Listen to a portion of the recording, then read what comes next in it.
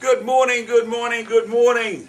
And this is another video. It's been a long time coming, but only seems like yesterday I was here with little Dylan. You remember little Dylan? And we went on the Amberdale Highway. This is Mr. Jack Galpin, the famous Mr. Jack Galpin. And he's going to be with us here. And he's wearing the famous hat. We're going on another video trip here. We're going on a trip called Eden A.T.M, Jack. And I'll just take that back for a second. I've got a little surprise for you, Jack. Have you, my boy? I've got a little poem for you. Oh, good. Cool. I'm going to read it out in front of the camera for you. I know, my boy. Eden A.T.M. Time passes slowly, another year comes around. A trip this year to Eden, a place that I like the sound. No intrepid trails this time, no more corrugations for me.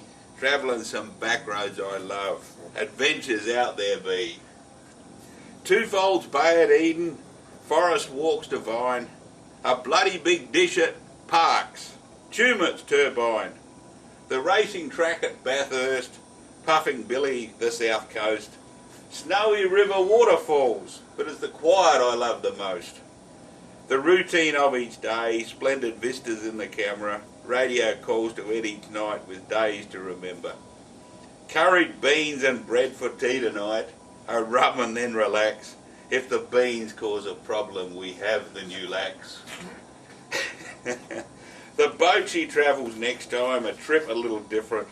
Preparations proceeding smoothly, Eden indifferent. This time 3 cities I close in on, I begin to wonder what traffic problems will confront me, I can only ponder. All will go well, I'm sure, troubles will be fixed. The name of this movie has some people perplexed. Eden A.T.M, they say, is money running short? I thought you were loaded, using plastic they snort? Jack reckons he's had it sussed. All-terrain movie he scours.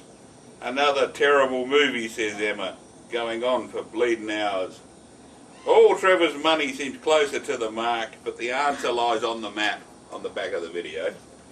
I won't keep you in the dark. I'm going to places I haven't been before, tracing a wide circle to see what's in store. I travel simply, slowly and quietly, I'm not in a hurry. So watch this movie and enjoy. Eden, Around the Murray. Around the Murray, Jack. And A.T.M. would you like to say a few words in front of the camera for us? Just say hello and... Well, Trevor, I think you've got a bit of a sadistic streak. Of course I have. Of course I have. A shy and nervous pensioner in front of a movie camera at this hour of the day. Well, it is quite early. But on the plus side, yeah. I will say that alone and unassisted, I think you do a marvellous job of your movies. And it's given us all much enjoyment. And I think this one looks to me as if you've got a little bit of everything that could be in it. And the only thing wrong with this one is the start, you reckon, Jack? Well, it is. But however, I think that I'm looking forward to the coastal scenery, and I hope you can do a good job on all of that and get some good scenes for us. So all I'll say, Trevor, is go to it, my boy, drive safely, and bring home the bacon. All right. You're sitting here watching the bloody sunrise here, Jack. And you remember on the last video I ended up with a couple of Coke cans? I'd like to present you on camera with a couple of crushed up Coke cans. I was going to drop them by your letterbox, but I thought I better not. There you are, Jack. A present from the intrepid explorer. Suffering centipedes. I've never struck you like. Look, let's finish up with all this crap. But you're full of bloody surprises, I will say. And let's get going on this movie, because these people have waited long enough, don't you reckon, Jack? Yes, let them get on with it, and you get on with it too, because I'm looking forward to seeing you back here and bringing home the bacon. All right. When I clap my hands, I'll be driving through Peterborough. There you go. See, there you are, Jack. 2 hours later, we're driving through Peterborough, mate. I hope you don't mind me sticking Jack on the videos, but he likes watching the videos, and he didn't like actually being on the tape so early in the morning. but I thought you might like to see the old Jack Galpin. There's the Railway Hotel. I hope you notice I look a little bit thinner on the videos than what I did before. I've lost a little bit of weight. I thought, well, I can't carry so much in the car if I weigh so much, so I land around about 20 kilos down from my old weight that I was when I was went on a trip with Dylan. Peterborough's a funny little town. It's home of Steamtown. There's a steam train here that travels out of Peterborough and goes to Orroroo and Yarralla, and it would go further, but the silly buggers in their wisdom decided to pull up all the rails when it was decommissioned. The old original GAN went through Tarawi, Peterborough. Peterborough was a change of gauge, and then it went Tarawi was a change of gauge. It went through Peterborough up to Carrington, then swung round through Pitchy Ritchie, joined up with Pitchy Ritchie, and then went north from there. So the old original GAN went up through Peterborough, through Pitchy Ritchie up to Carrington. This is the road out of Peterborough. Peterborough is a funny place now. It's on the edge of the desert, and it's a large centre. It's one of the large centres, last large centres before we get to Broken Hill. So we've virtually left civilization now, and apart from a few little whistle stops on the way, we go to Broken Hill. There you go, on the side of the road there, little steam train. Good, eh?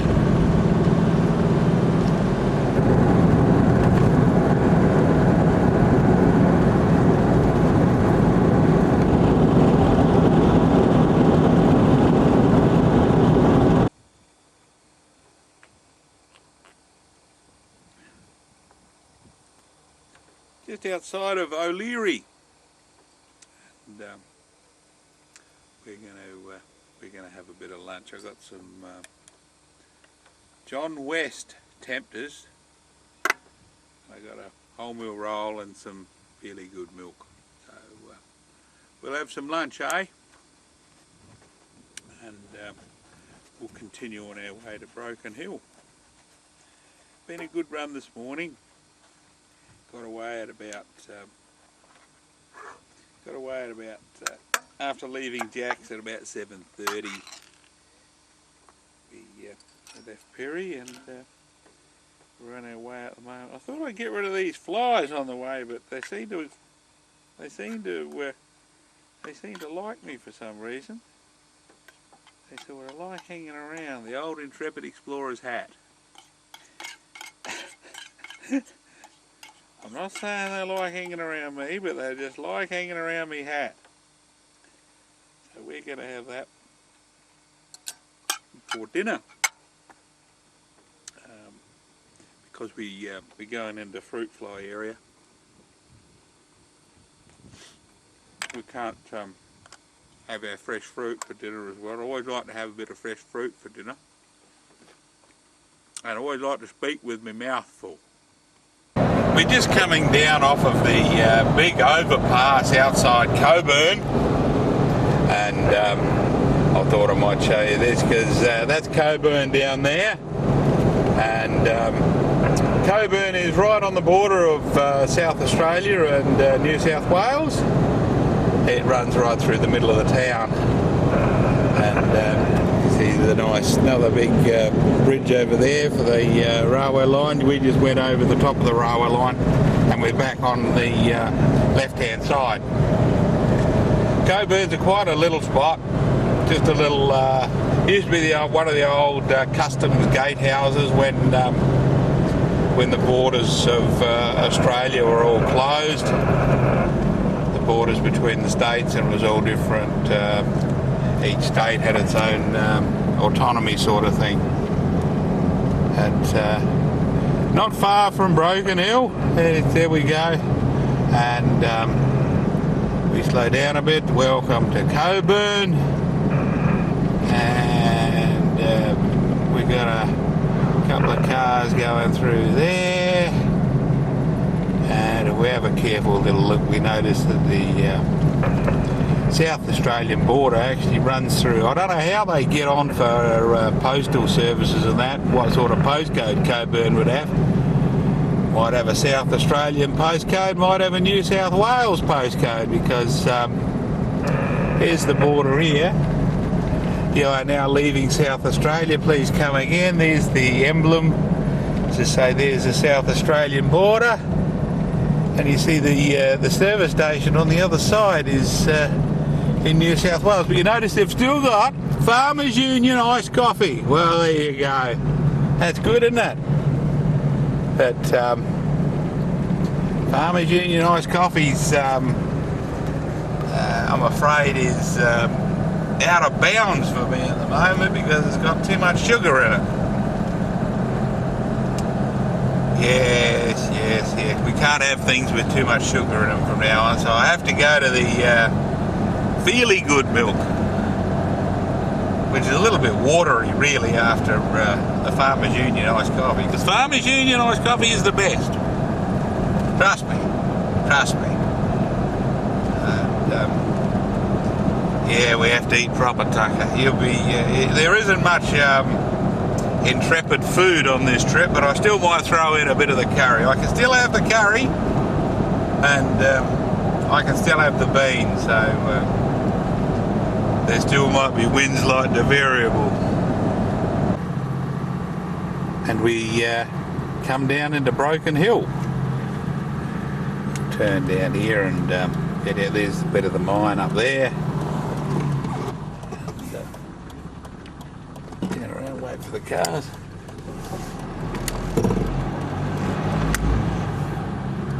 This is Argent Street, Broken Hill. Sort of the main city centre. You got some old buildings up here.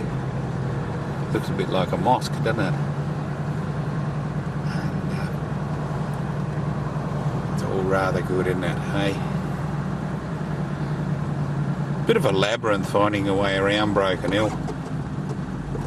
There's sort of little streets everywhere, and we're right up against the mine here. But we go through town a bit and then we go to the turn off to Lake Medindi. Spending the night at Lake Medindi on the banks of the River Darling.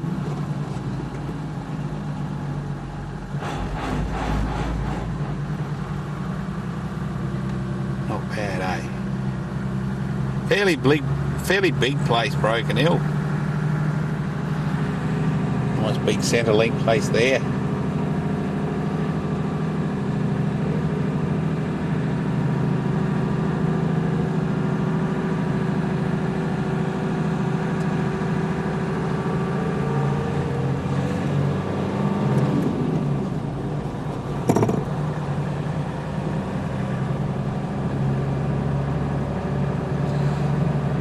Even got a Hungry Jack's. See Hungry Jack's everywhere these days, don't you? We're just coming up to the shack area on Lake Medindi, and this is Sunset Strip.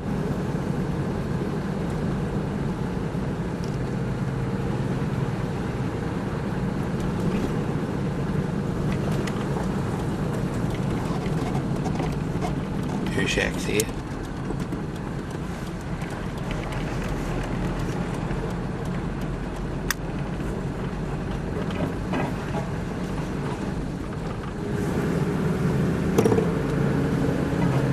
Few nice trees here. I just had a look. I tell you what, there's not much water in the lake these days.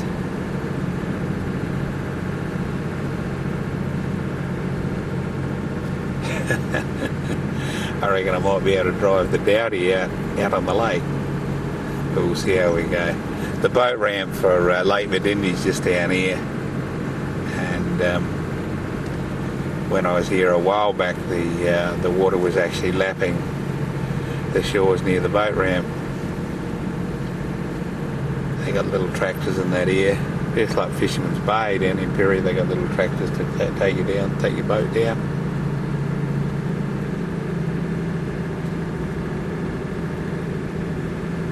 Holiday area out of Broken Hill.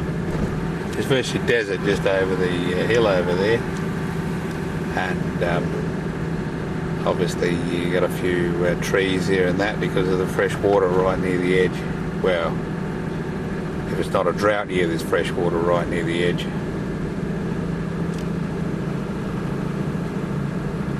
Actually, it wouldn't be a bad place to have a shack. Very remote though.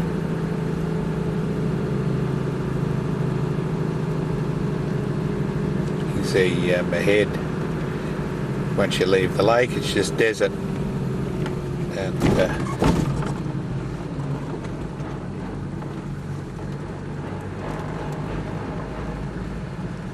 see there we got there's Lake Medindi. Lake Medindi with no water and it with grass growing on the bottom. How's that? When I was here last time, I actually took a photograph of that sign up there. See that sign up there with the it says there do this and don't do that. That was actually sitting in about 3 foot of water. And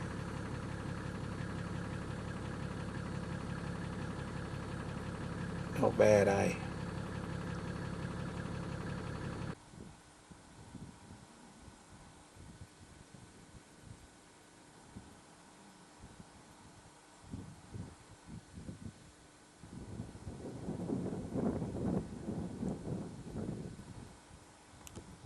That's the other side of Lake Medindi over there. We're going to camp over there on the other side there. Down by the weir. I doubt with there being much water flowing over the weir this time, eh?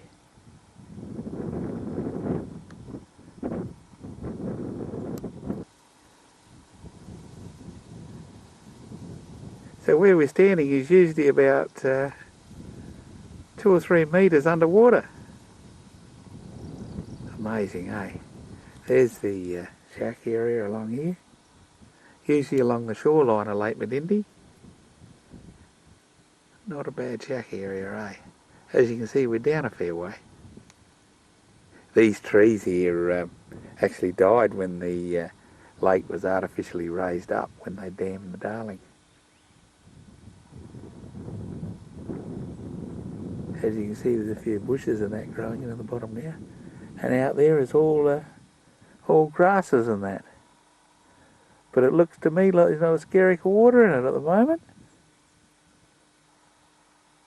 Lake Medindi, near Sunset Strip.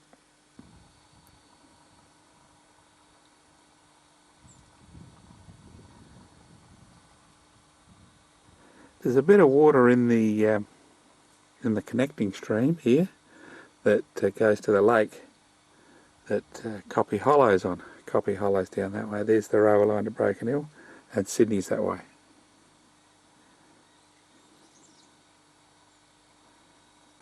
This is Lake Pamamaroo, and the Darling River runs into this lake up here. It's fairly substantial. It goes back way back through there. And this is the weir, main weir, and this is the Darling River down here. This is the main weir. I think they've pumped most of the water out of Lake Medindi into Lake Pamamaroo because it's got a smaller surface area, less evaporation. But that lake over the other side is fairly well up to its normal level. They're not letting much water through, as you can see. And here's the Darling River continue on down there. Quite a nice spot here. But there's definitely not much water around. You can see the lake Pamamaroo out there. Fair amount of water. But Lake Pamamaru is not all that big. It's far smaller than Lake Medindi. And I think they've pumped all the water out of Lake Medindi to put it in this one. This one is connected to the Upper Darling. So the Darling River feeds straight into this lake, and then it goes via the main weir down the rest of the Darling. Not a bad spot. There's some good camp spots back there, a bit denuded, but there's a few caravanners down there, Jim, but I don't know whether they got any generators, so we'll see how we go in Kinjinga National Park. We might camp up in there tonight. If it's no good, we might come back there, eh? But it's a Saturday night tonight, and that place back there where I come from, that might be jumping, eh? You remember we came here once before. This is the Lake Medindi regulator into the Darling. You remember we came here once before and we saw a heap of water out there in the trees? And another time we came here and saw the emus dancing at the edge of the water there. That's what's left of Lake Medindi. That's Lake Medindi out there. Those trees and that grass and that's Lake Medindi. And there's that regulator. And we got a car coming up here, but we won't worry about him.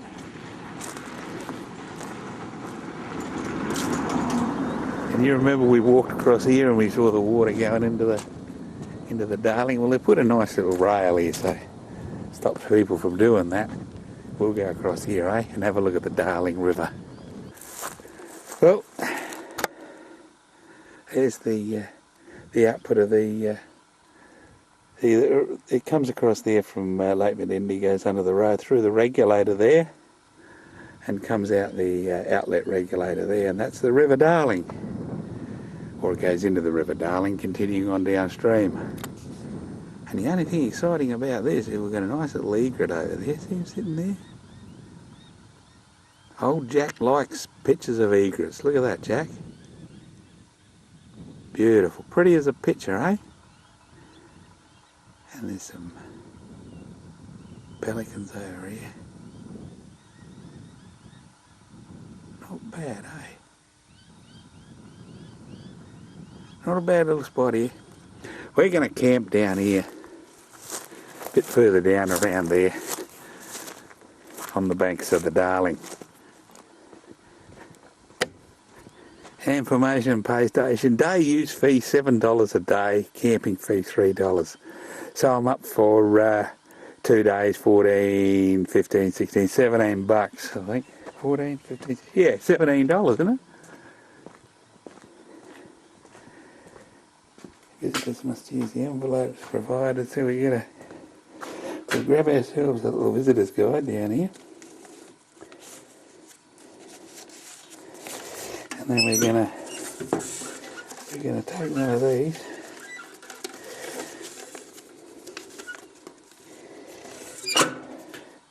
and number's 006670, and we've got to put our camping fees on here.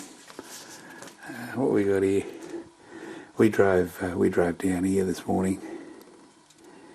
You remember we saw that railway line? We drove down here on the road, crossed over the railway line. Then we saw a sunset strip. Sunset strips up here near Lake Medindi. And then we went around here and we had a look at Coppy Hollow, and then we came back around here and had a look at the main regulator. Now there's the Lake Pamamaru, and see Lake Medindi's a lot bigger. They pump the water out of Lake Medindi, across here past Coppy Hollow into Lake Pamamaru, and then they let it go through the regulator down the Darling River. And we're here now. We're at the other regulator from Lake Medindi, which has got no water in it. It's got no bloody water in it. No bloody good to anybody. And then that loads in here. And we're going to camp down here. See?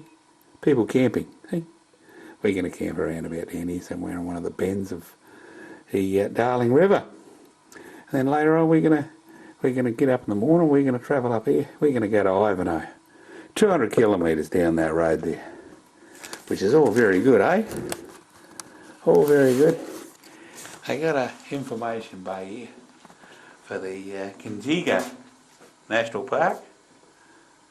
So it's all rather good here. They got the Aboriginals. Well, obviously with the Darling River coming down here, it would have been a bit of a Garden of Eden for them in the desert around here. Yes.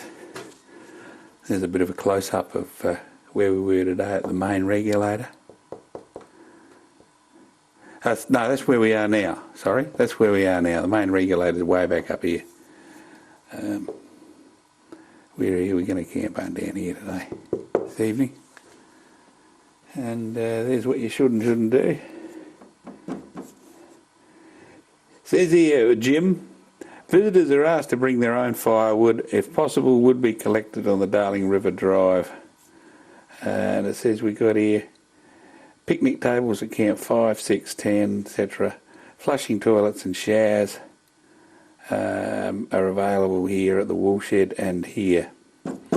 So you've only got a bogger here. It's just, actually, I'll show you the bogger.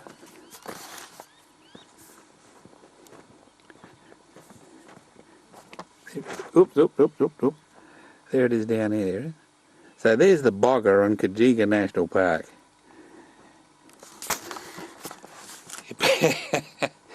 Yeah, you better not need the new lax here, because I tell you what, that's the only bogger, alright?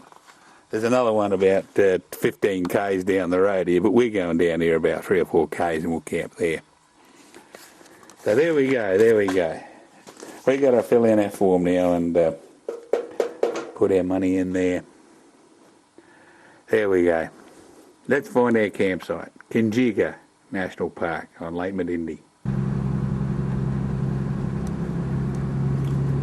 Just driving along here where I thought I was going to camp the night. There's already a caravan in there. So we're quietly driving through here looking for a campsite. Shh. Wabbits.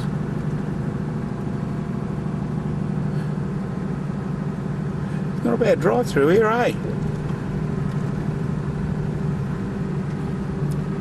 Lots of big trees.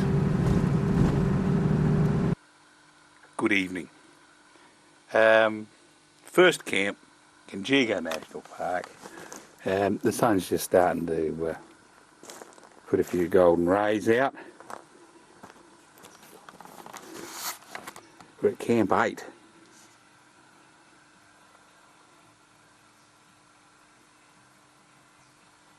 We got the campers from hell down there.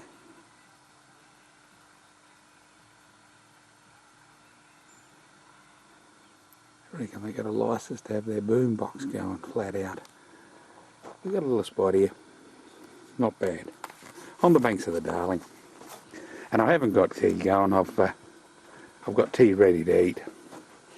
I got some, what have we got here? Bit of, what is it called?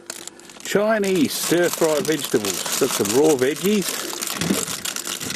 Down my fridge. Got some Maggi noodle tempters.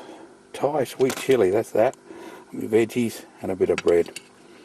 And that's fairly hot actually. I've heated her up for a while.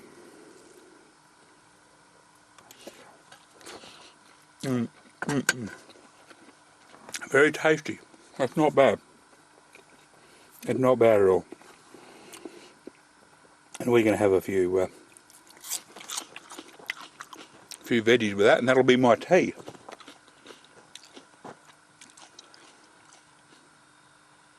Beautiful spot here if you take the boom box out of it.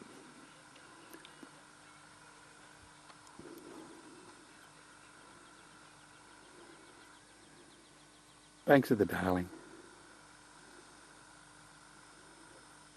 Beautiful spot. Good morning. Had a good sleep last night. Very tired yesterday. Had the neighbours from hell down the river a bit, playing their bloody music, and I think they had the AFL going too, which is no good. No good. So I shifted last night to another campsite. Very nice and quiet, very nice and quiet.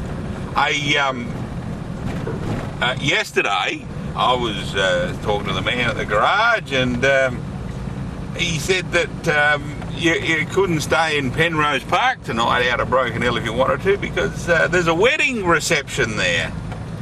They're having a bit of a knees up. Trevor from Big Brother 2, the joker who won that was from Broken Hill, and at the end of that show he proposed to his would-be bride, and they got married yesterday in Penrose Park. Well, there you go. There you go. They booked out the whole bloody park. Bugger if you rolled up there to spend the night, eh? Anyway, we're this is not a bad campsite, through. Have a look at that. Have a look at that. Not bad. We're travelling this morning. It's quite late. Local time is 8 o'clock, and we're on our way to Ivanhoe.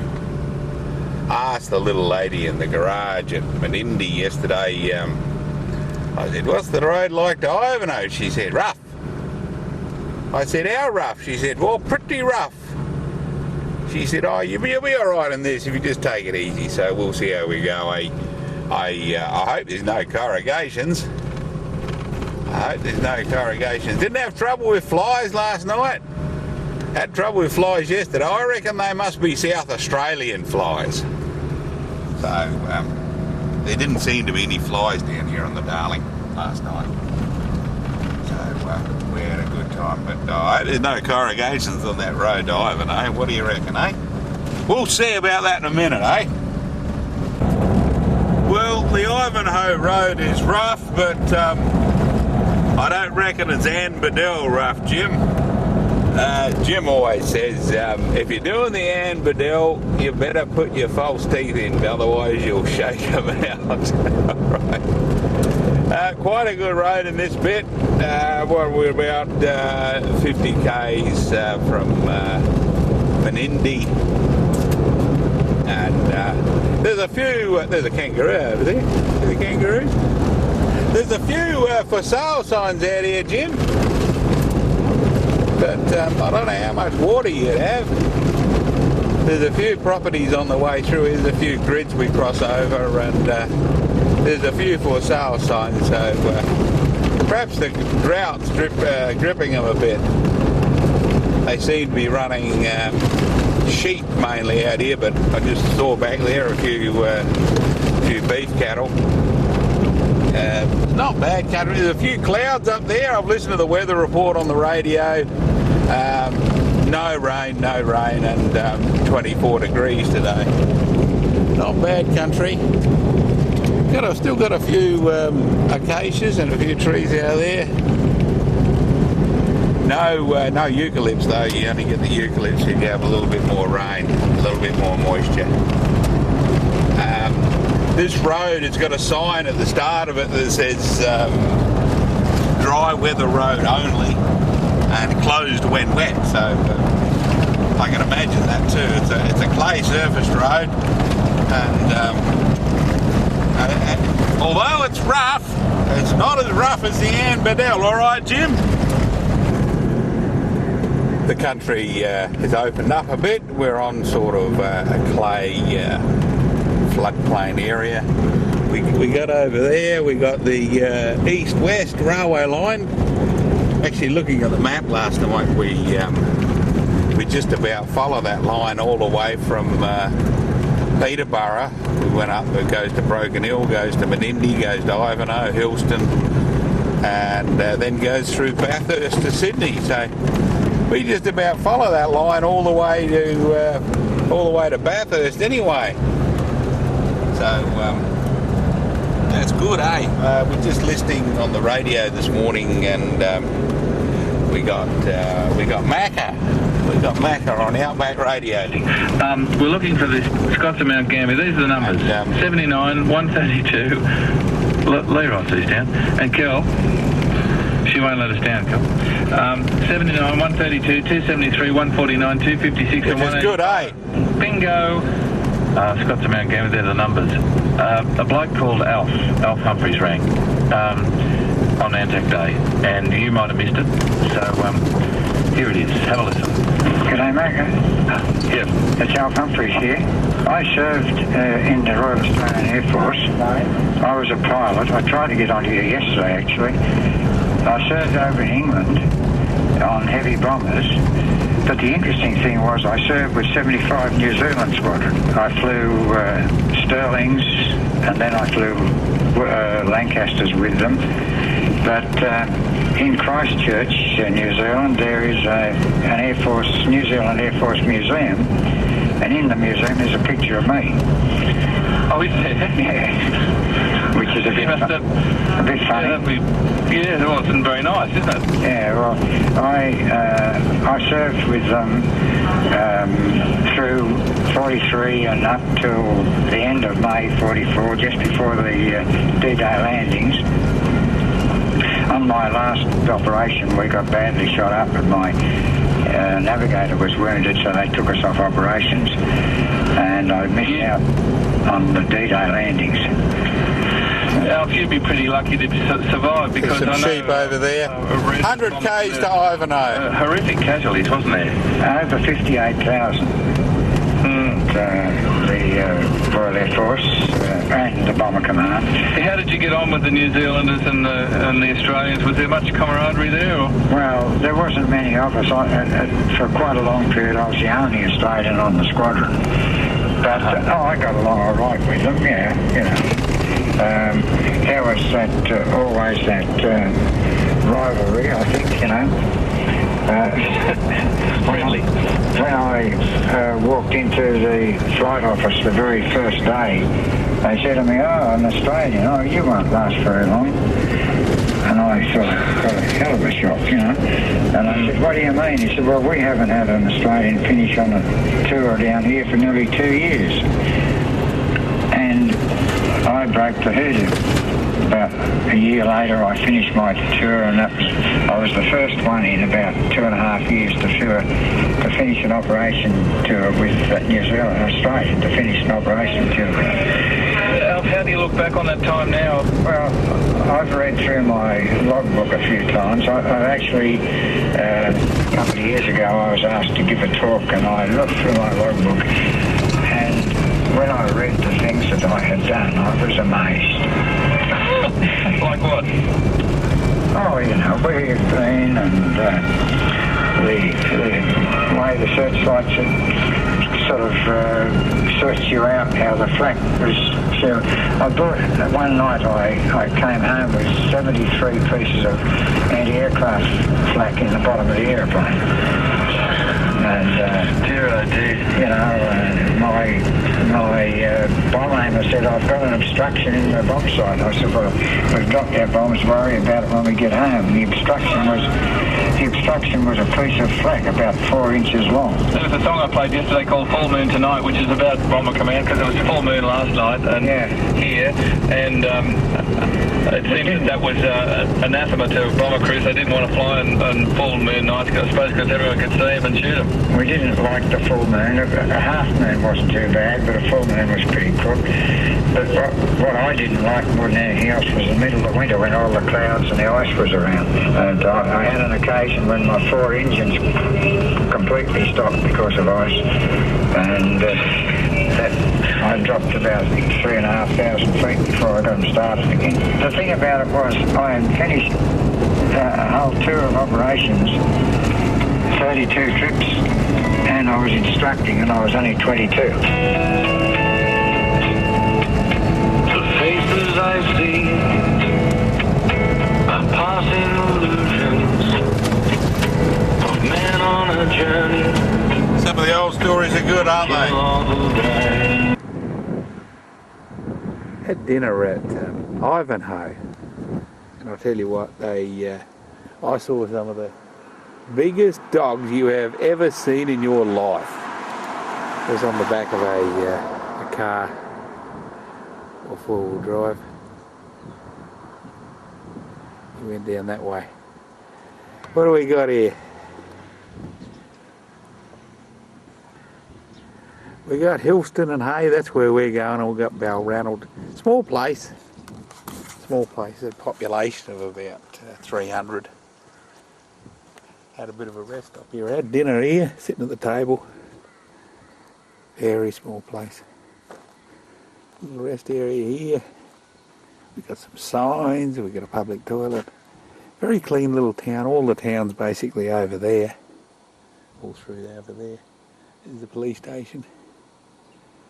Very small place, very quiet, very quiet. But I tell you what, there's a couple of four-wheel drives went past here, and they both had about 5 of the biggest dogs you have ever seen in your life in the back of them. And everyone sort of here drives Toyotas. They're all down the street there. And there's some going through over there. Everyone drives tray tops down here. Must be something to do with the pastoralist country around here. But yes. Looks like the fuel station's open, doesn't it? Might not need to get fuel here.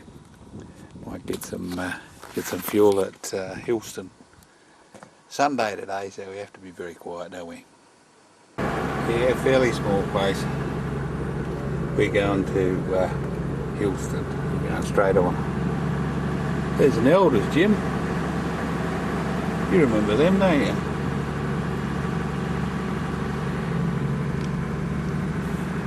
We've got some places I haven't even heard of here. We got Tridder and Cobar. Cobar's 230 k's down there.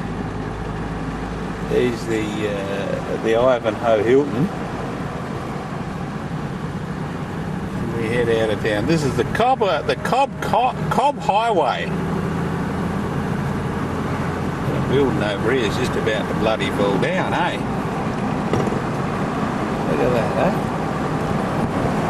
She's on her last legs, Maury. She caught fire. I don't think too many fire appliances would go out of their way to put that one out. Put it that way.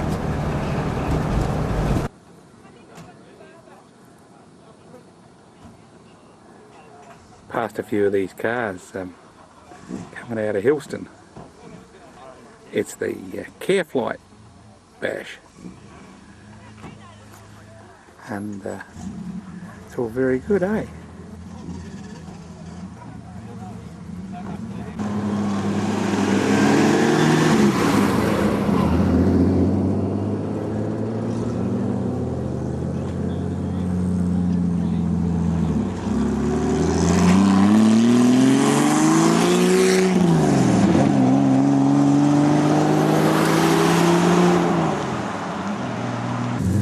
Dave. There's your car, mate. Even got a bottle falling off the side. There you go. There you are, Dave. There goes Turtle, mate.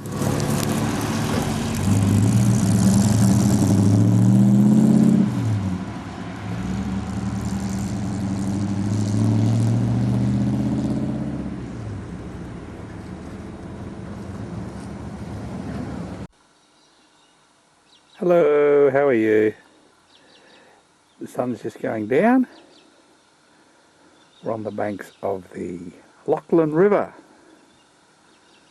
And we have a little spot here. Not bad with me spots, am I, Jack? Still here, the highway a bit on. That's the Kidman Highway. Look at this, Hayden. Look at this. Thank you, mate. Look. I got a ruddy great wire going up to the ruddy great tree, alright? And we're doing okay. Sun's just going down. I don't know whether this is private property, but we'll only stay the night. We won't upset people too much. And we got pasta and sauce light chicken curry, 98% fat free. What's the sugar? 100 grams, 0.7. Very low on sugar. But these to be low on sugar because I'm sweet enough, aren't I? And we threw in some more vegetables. What are they? Oh, Chinese stuff-fried vegetables. Oh, jeez. When's the 4th? Oh, God, we're going to have to eat them by the 4th. We might have to have veggies for dinner as well, eh? And that's our tea tonight. We're going to have that with a wholemeal or multi. I think we'll crack open the multigrains, eh? Well, let's enjoy ourselves, eh? Rubbish bin's still going alright. We collected a bit of rubbish on the way. Have to decide how to get rid of that yet. Jim usually burns it. But then again, Jim usually burns. Jim, you normally burn everything, don't you, mate? Oh dear, oh dear. This is a little wildlife refuge, so suits me down to the ground because I'm a bit wild, as well as being sweet. Oh dear, oh dear, oh dear. The birds are just giving their final call for the evening. They're saying, look who's here. We got the intrepid explorer staying for tea tonight. Oh, there you go. They're very privileged. The old Lachlan River. Had a look on the map. And we actually cross over the Lachlan River again down near Yass. If you don't know where Yass is, turn the video over and have a bit of a geek at the back. You'll find a spot on there called Yass. And they're all rather good. A few weeds in the water. In case you're thinking that there's plenty of water around, don't forget all that water I've showed you up at Menindee Lakes and Lake Pamamaru. You know how to pronounce that? Lake Pamamaru. That's artificially held up by weirs. And so is this. There's a ruddy great big weir down there, and there's 2 weirs up this way. And I was supposed to be camped at one of these weirs. They said, I was speaking to the man at the service station, he said, oh, good camp spot, got fires, tables, free toilets, boggers, everything. I went up the road and back the road, up the road, back the road. I couldn't find the damn thing, so I've spotted here. It's the Caravanners from Hell just around the corner there. They're doing all right. I went past them and they're sitting there in their armchairs having afternoon delight. So we didn't want to disturb that. What was it? The Careflight Bash. Yeah, so I was coming out of Hillston and all these cars are hurtling past me with their little lights going and beep, beep, beep, beep. Anyway, as I was filming that, you know, how I filmed turtle pulling out and boring off, you know, I got squirted with water. That's a crying that's a crying shame, that is. Anyway, we're going to have that tea, talking out on the radio, and we might have a nice quiet night here. See, Jessica's still with us. Jessica, the little doll there, is going with us again, so she's keeping me in line. But she's hunched up against the windscreen. She wants to see where she's going, doesn't she? Anyway, we'll have a good night here. We'll talk to Ed on the radio, and we'll see you in the morning. And tomorrow morning, we're going on to Forbes. Yeah. You know, that bushranger, Ben Hall, is buried at Forbes. And so is Captain Cook's great-granddaughter. Well, there you go. You heard it here from the intrepid explorer.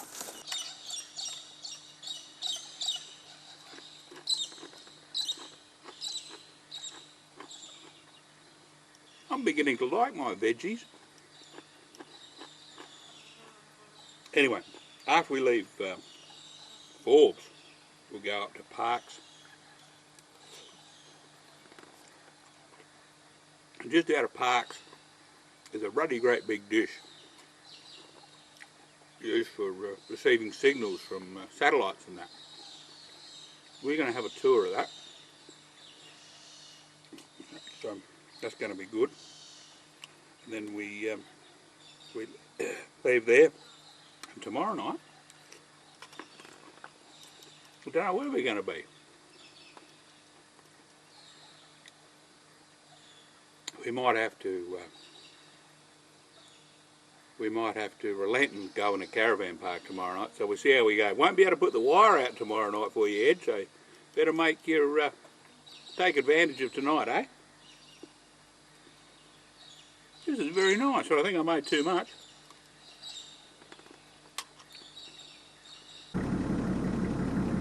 Good morning. Oh, as you can see by the date down in the corner, it's Ed's birthday today. Happy birthday, Ed! Good on you, mate. I'll take my hat off to you.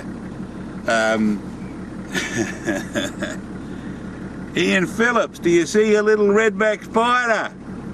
She's still there, mate. We'll get going this morning, and we're finally going to get to see something interesting today. We're going to see the Parkes telescope. So we'll see how we go. Radio telescope, that is, not thing you look through.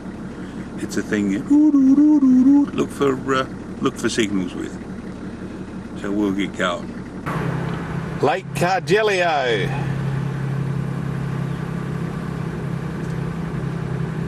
Centre of central New South Wales. They got a lake out there.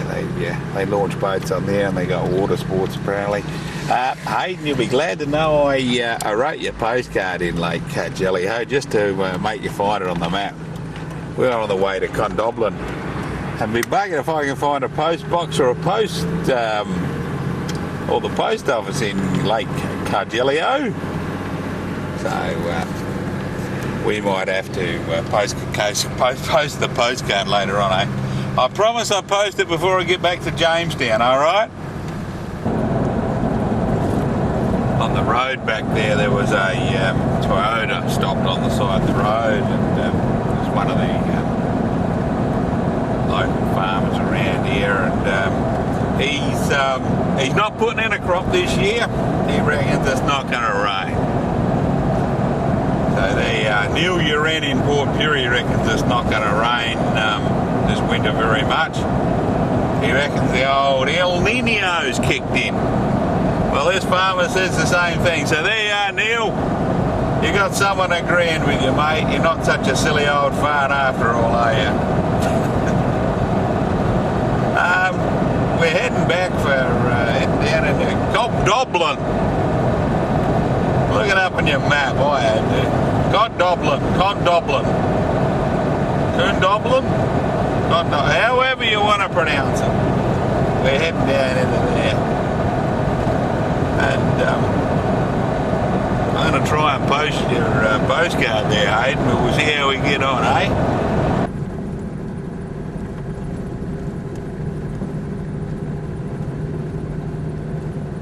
Marvellous machines, aren't they? They're redoing the bit of bitumen here on the way to Forbes.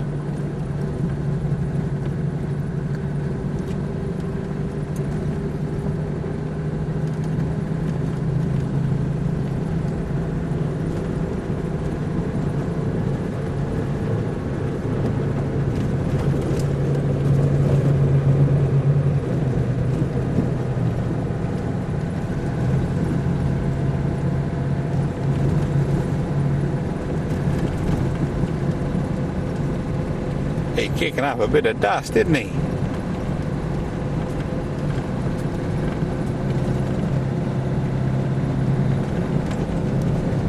Ah, well, can't be helped.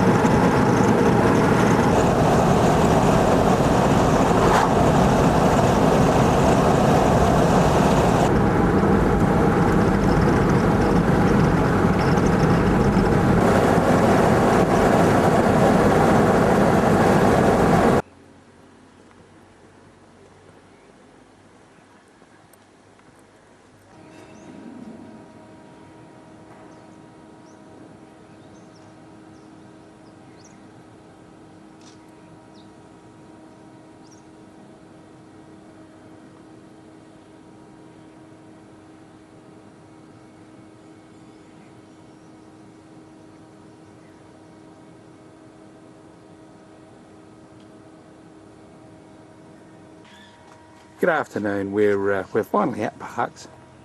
That little box you see there with the little man standing to it, that is actually that thing up there, which is actually at the focal point of the dish there, and it's quite large. There's no tours over the dish today, they're a bit busy, they're having lunch. It's quite a big dish, eh?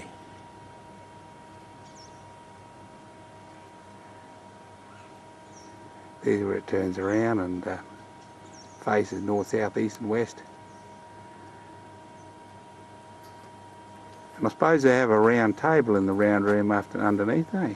Pity they haven't got round windows in it. There we are. There's a little dish over there. They probably use that for siding up, I don't know.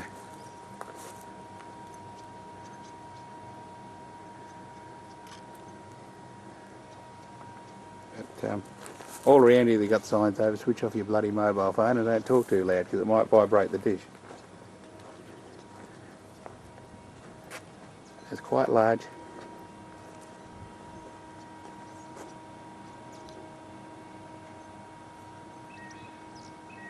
And the most awe-inspiring thing is it's all humming. We don't know what's going on. Yeah, there's a better look at the cabin up the top. I'll tell you a bit further back in a minute and I'll show you that properly. Now that cabin up there, that's actually this thing here, this bloody great big bit of metal here. We'll take you back and have another look. See, they've even got a ladder up there to help you get inside it.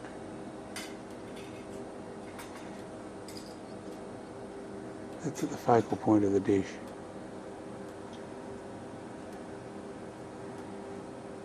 Good name for it, eh? The dish. It's pointed straight up at the moment. Perhaps they're playing baseball in it.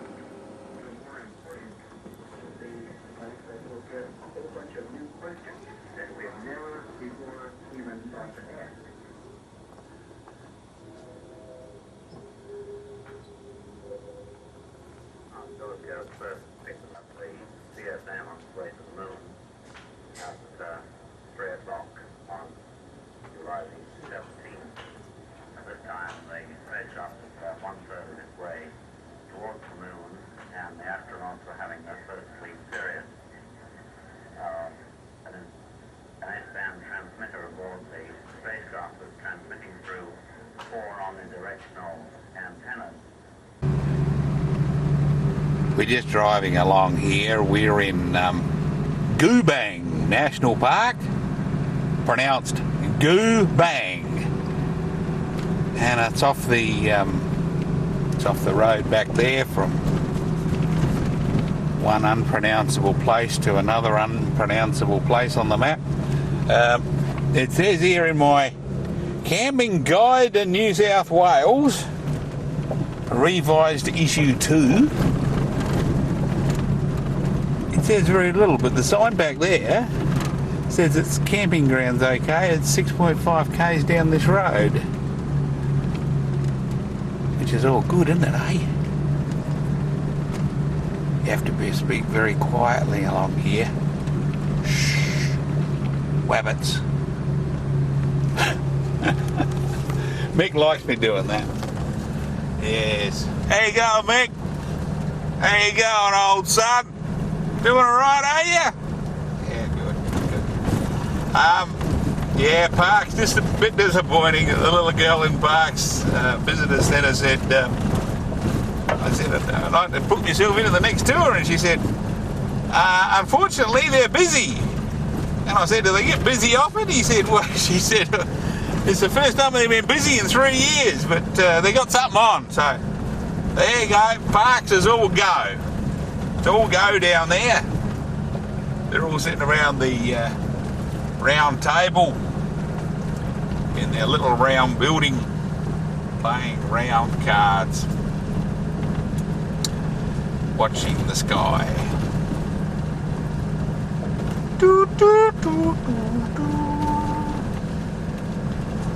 So we're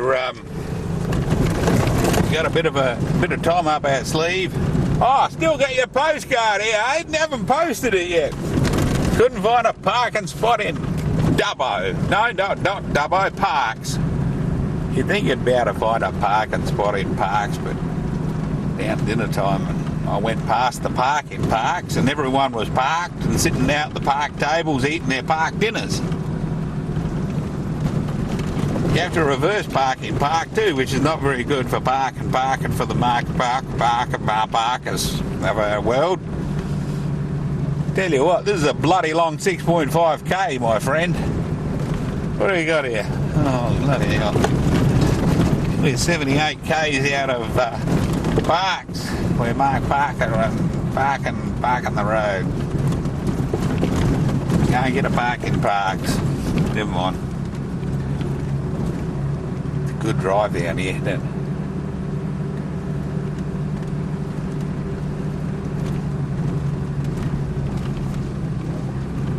Jack likes me driving slowly through the bush, don't you, Jack? Haven't mentioned him for a while, Jack, because I'm going to flog the guts out of you when we get to the south coast. You're going to be mentioned every time I look at the scenery. Jack usually falls asleep halfway through these videos anyway. He watches a bit and then he wakes up and the tape's all switched off and rewound, so he has to watch it again. Good on you, Jack, for doing the introduction anyway. No, greatly appreciated. We're getting you on tape. Because people have got those cards and letters coming in saying, who the bloody hell's this Jack Galpin character? He sounds like a bit of a miserable old coot. And I said, he is a miserable old coot. I'll put him on film for you. Well, there you are. You've seen the old Jack Galpin anyway. He only pretends to be a miserable old coot. He's not really. Good bit of forest here, Jack, isn't it? Oh, hang on, we've got to cross the bloody bridge here. Might have to put it in four-wheel drive, Kev. Look, Jim, sand. You like driving in sand, don't you, Jim? You reckon the sandy country's made for your Toyotas? Well, there you go, you're probably right too. Whoops, who said that? Good evening, we're camped for the night in Goobang National Park. We're at the, what's it say here? Camping or lighting a fire forever to beyond this point. There we go. Oh dear. We've had a wash, we've had a shower. Can't say I've had a shower shave and no, I've just had a wash and I've had a bit of a shave and look, Aiden, what can I do for you, mate? Got the aerial up. Haven't used the commemorative Aiden Twining rain stopper yet. One thing I have noticed though, me rolls. I'm gonna have to pick up some rolls or something in Dubbo. Fed rolls best before the 2nd of May. 2nd of May today. Happy birthday, Ed. Got your wire up, mate. And got tea going. I'm a little hungry tonight. I moved in another notch on the belt, so I thought I'd slash out and have a bit of tucker. What do we got? We got China's stir fry. Noodle Temptations, they were good. Got some sardines and some veggies and I put in some surprise minted peas in there. And it comes up like a treat, like it always does. Look at that, Jack.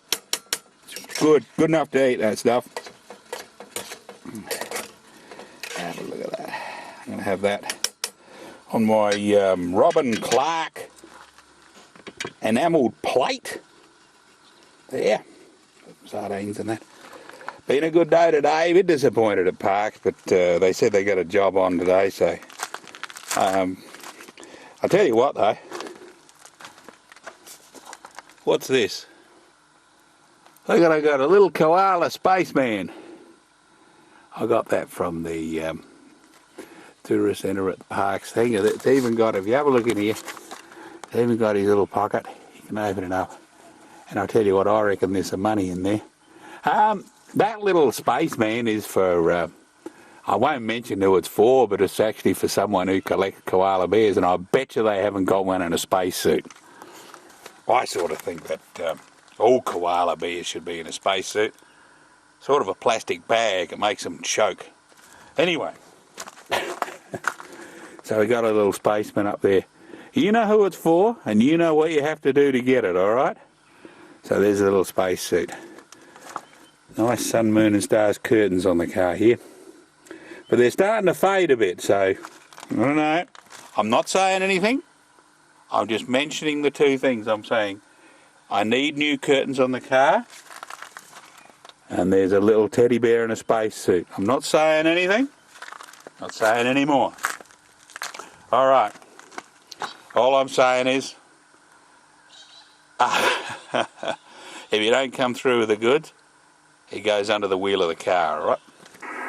Speaking with VCAT 5 over passport 2, who's going cybernetic, he's absolutely going cybernetic with his new 40-second hand video camera. Roll's trying to turn the video machine on at the same time. Roll's downloading on the GPS and of course nothing's working. Yeah, happy birthday, Ed. Happy birthday to Ed. Happy birthday to Ed. Why don't you get a bear instead? Happy birthday to Ed. Hooray! Hooray! Hooray! Sometimes I wonder how you got your license. I really think I'm going to write to the WIA, I think. Hey, listen, do you want to whistle and see yourself pushing a 10 plus? You do know how to whistle, don't you? I can't whistle tonight. Put your teeth in. I can't be stuck in a jar. I thought Hayden would have rang you up the other night too, considering he doesn't like the crows. He loves them Port Power people. That was Hayden down Adelaide, the old SWL 50614. Yeah, but they've got a new name for the team now. What is it? Powder Puff. What is it? Powder Puff. You mean Powder Puff? Yeah, same thing. Yeah, they look nice on the outside, but they're all fluffy inside.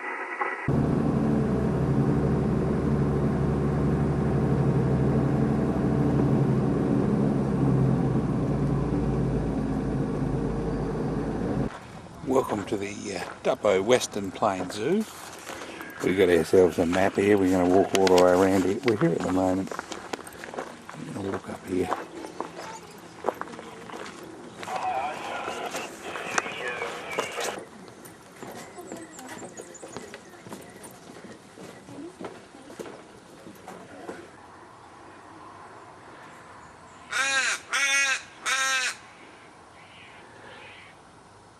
We've seen camels in their natural setting, haven't we, Jim?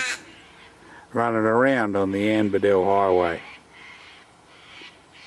They're not bad settings here for the animals. There's no fences. There's a fence down there in front of us. We're on a mound. There's some very angry looking Barbary sheep down there. It's a very nice setting for them. Have a look at it. Unfortunately, we arrived, there's only about 2,000 black rhinoceroses left in the world, and I had to arrive on about the bloody week that one of them gives birth to another one. First time it's happened in captivity down here, and the old Intrepid Explorer. Tell you what, that bloody crow's making a bit of noise, isn't he? He's not on exhibit, him. He's just a protester, like Baxter's protesters, he is.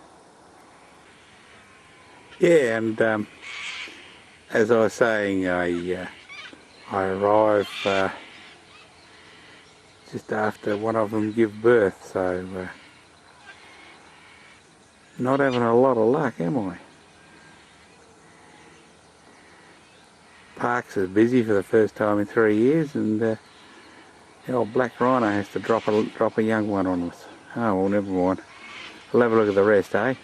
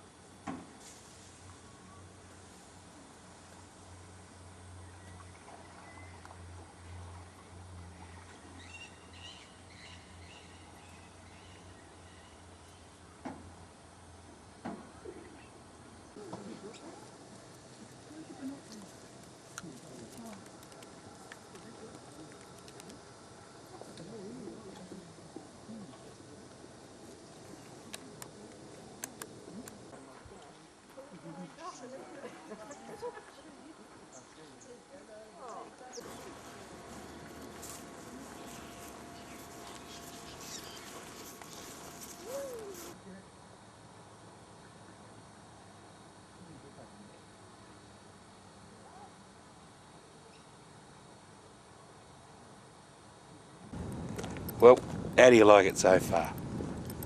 I haven't been naming the animals or talking much. I think they speak for themselves, don't they? There's been a lot of people driving around, which must tick them off something chronic, because they have to park every 50 metres and get out and have a look at the animals, and they get back in the car again and drive on a bit further. I think they should be like the Intrepid Explorer and walk around, eh? What do you think of the horses, Emily?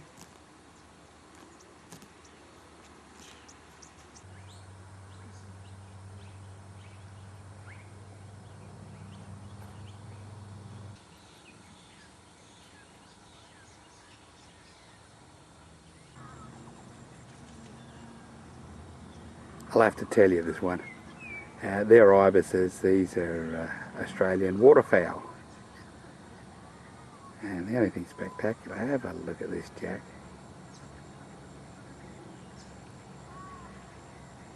How's this for a zoo, Jack? It's not bad, is it, eh? Bloody beautiful, Jack would say. Bloody beautiful. This is the baby white rhino we missed on the other exhibit.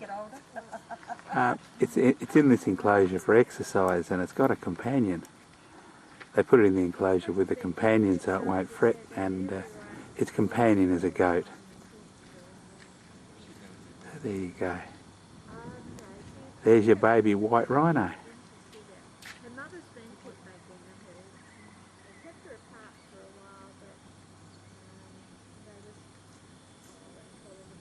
It's good, eh?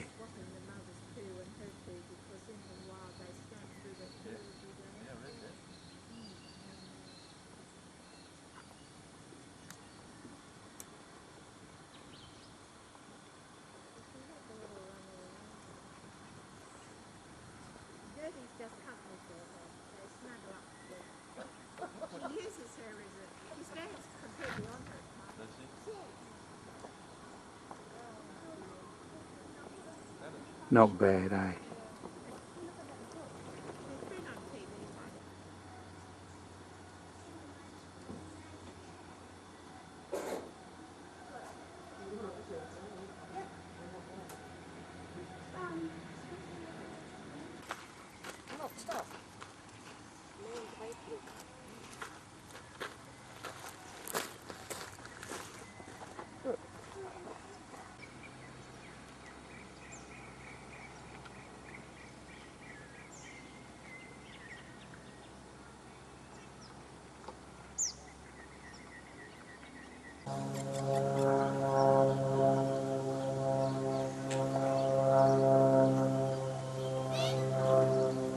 We got some lemurs in the children's zoo here.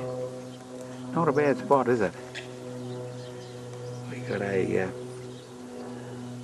Gilligan's Island. Oh, sorry, it's not Gilligan's Island. Spider Monkey Island over there. We got a few spider monkeys marooned on that island.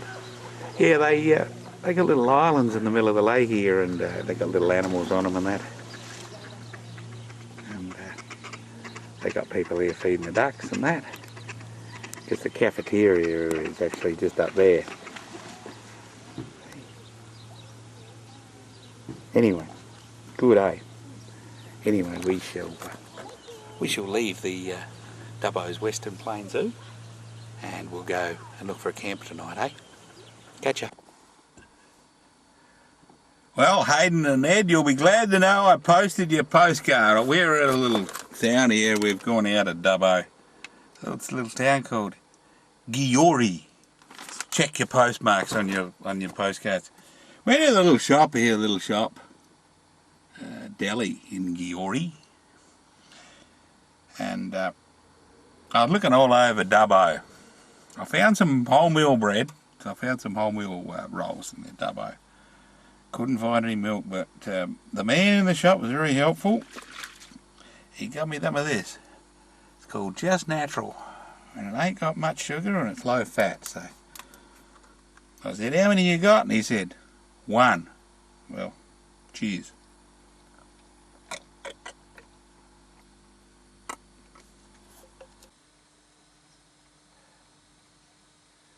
Well, this is not bad. Found a camp tonight. Lake Burrendong State Park. That's what it says on the map anyway. Well, just cast your eye around and have a look. Have a look at this. Not bad, is it? There's a dirty great big weir over there. See that?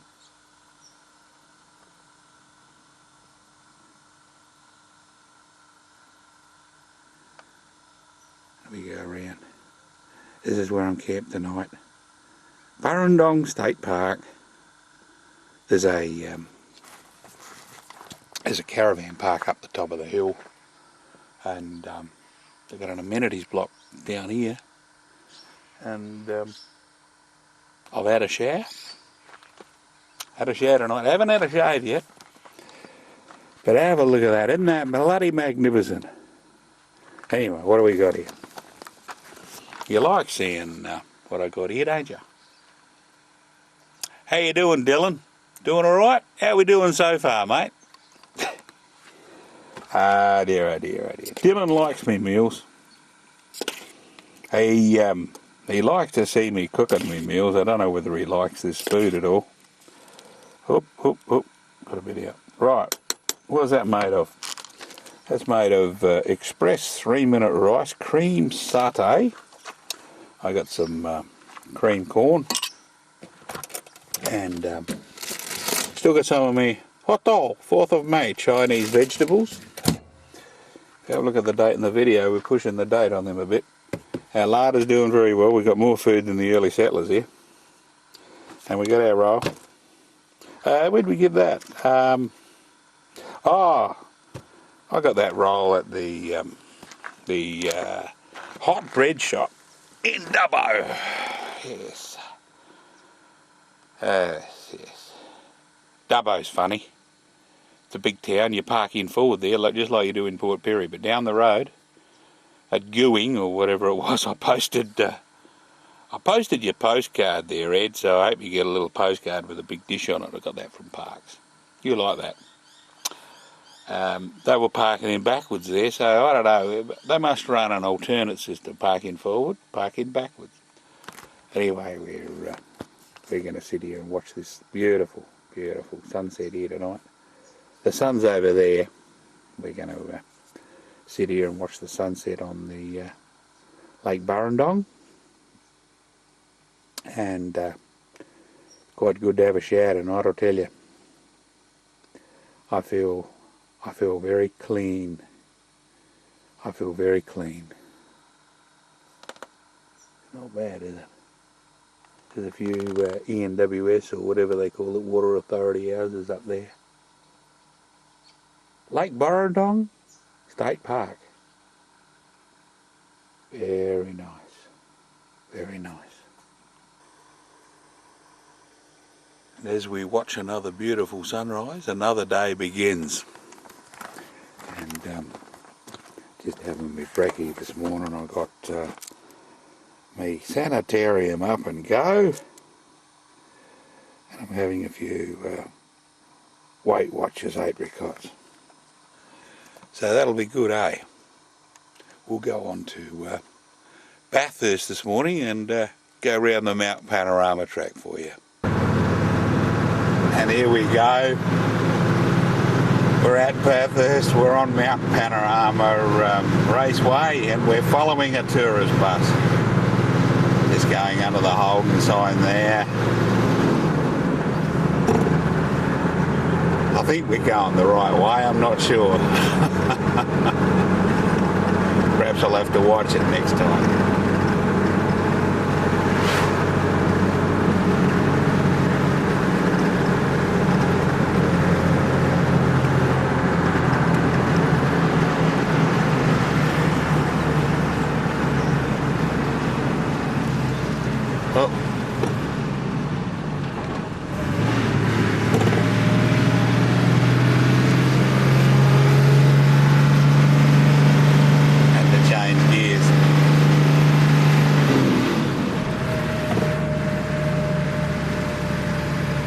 I go up a gear and she dies.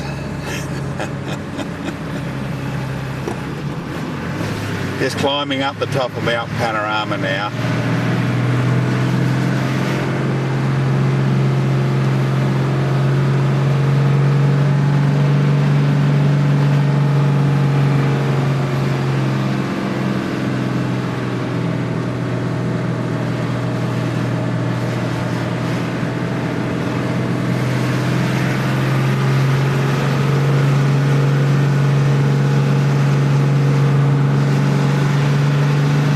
different to watching it on the telly.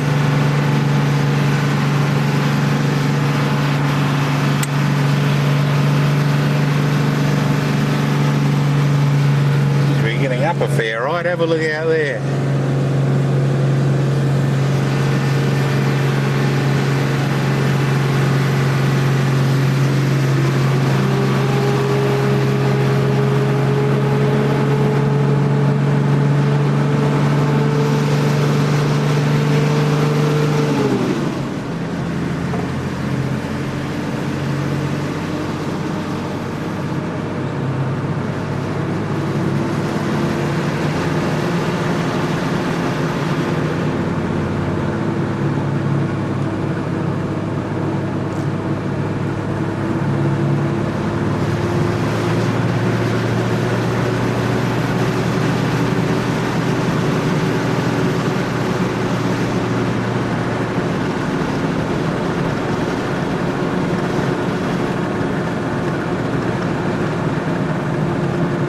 Not a bad view from up here. Have a look at that, Jack. It's going under the Holden sign again. Geez, Holden will demonstrate. Oh dear, oh dear, oh dear. I wonder they have a bit of trouble coming down through here.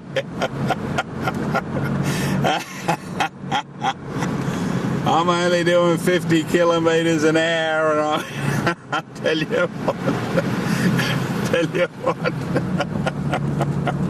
Oh dear, oh dear, oh dear. No wonder they lift their wheels. Oh dear, oh dear, oh dear. Oh, this is crash shot going through here. This is shit on. Oh, I have to keep her under 60, which is not hard.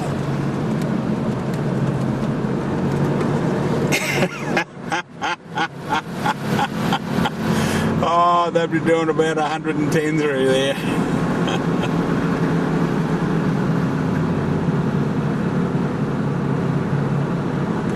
And we come down into Conrod Strait, and we'll open the old Dowdy up, shall we? We'll open the old Dowdy up.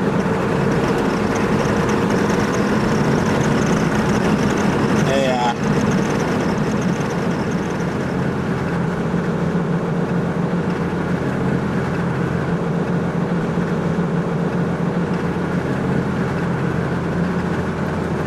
Oh gee, they'd be ripping down here. What do they get up to? Around 280, 290 k's an hour down through here, don't they? Not surprising either.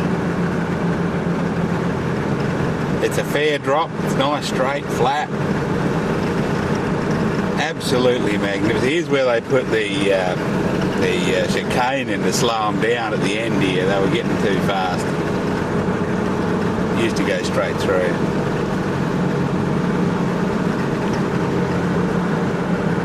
Even the old Dowdy could have got up to 110 k's an hour down there.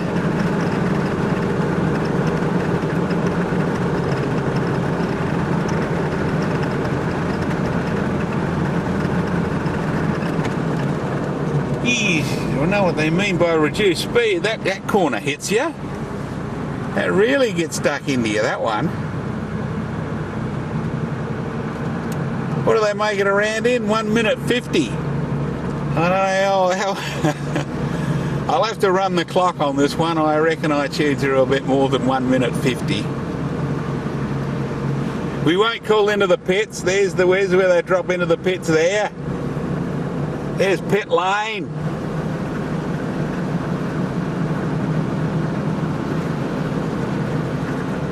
Tell you what we'll do.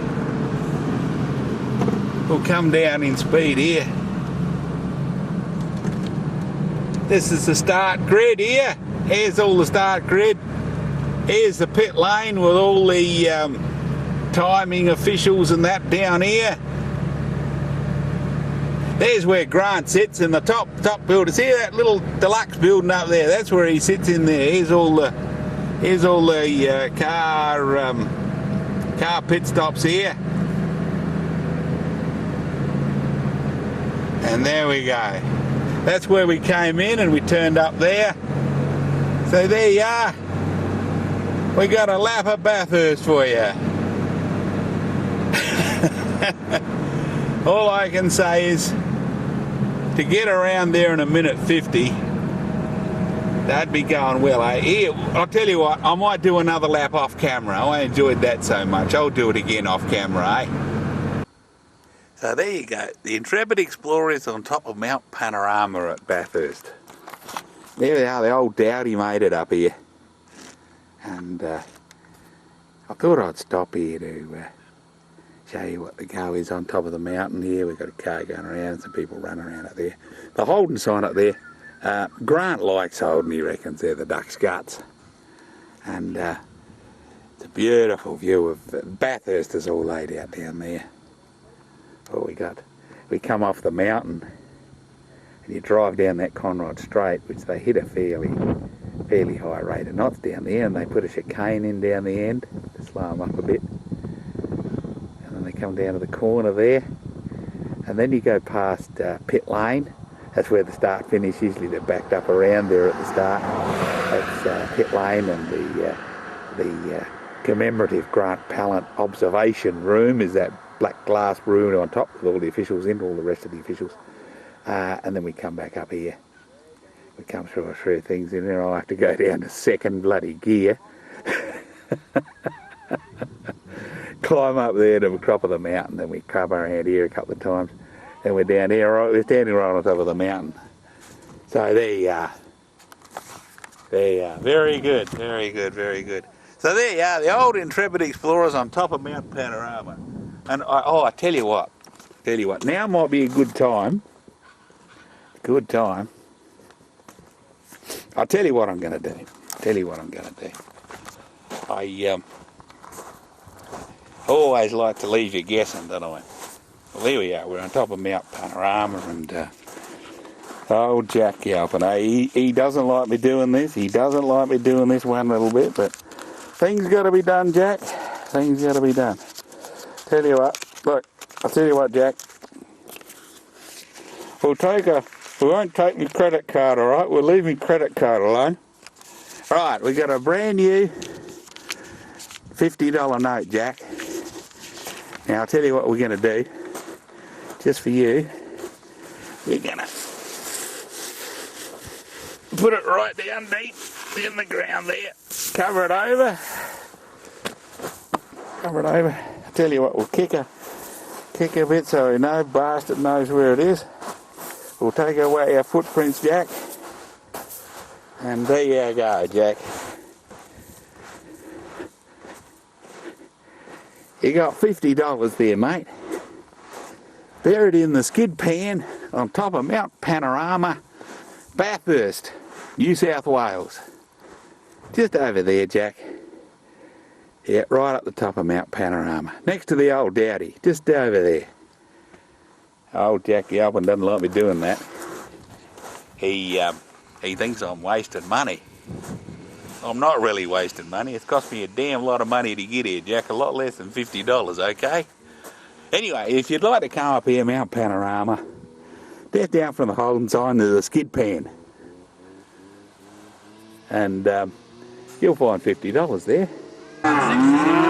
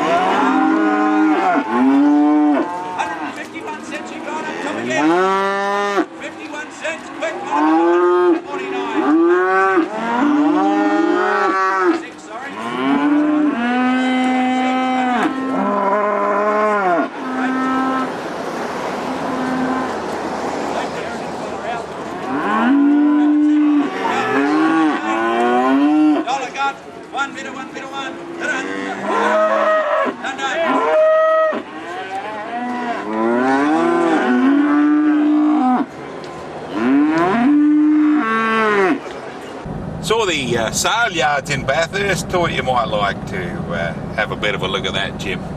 We're on our way to Abercrombie Caves, and we're going to spend the night there.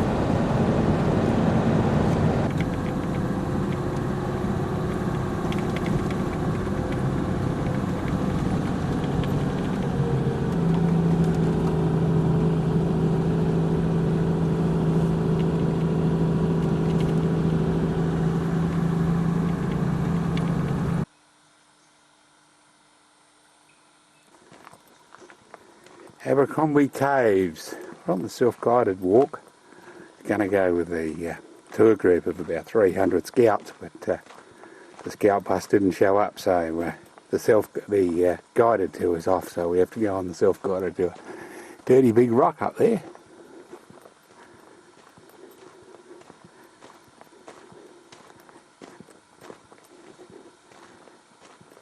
Here's one of the cave's entrances here.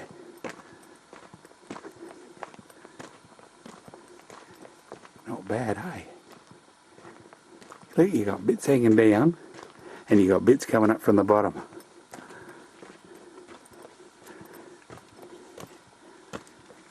Here's where you go in on the guided tour. You go in here. You go in there through the bars. You don't get to go in there because we're not on the guided tour.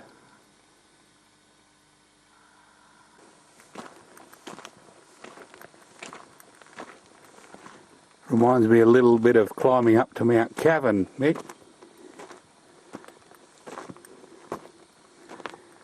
You remember back that far?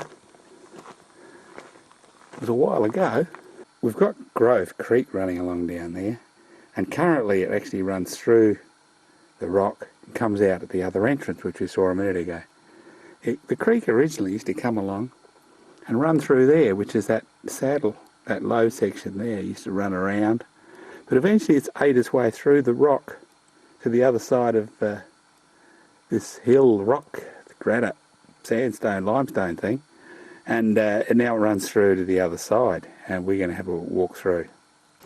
Just back a bit, there's another sort of cave, and it's called the cave stable cave, and it's a cave where apparently some bushrangers used to hold their horses while they was escaping the law, and bushranger was Ben Hall, who we told you once before is buried in the cemetery at Forbes.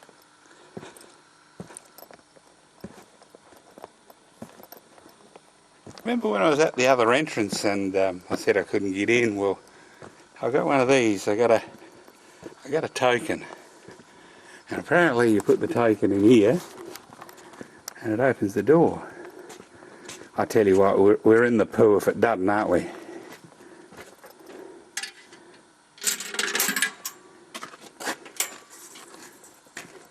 We're in.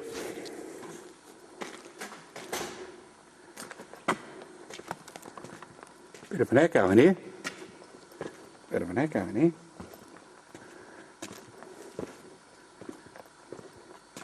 Now this should start the lights up. Here we go.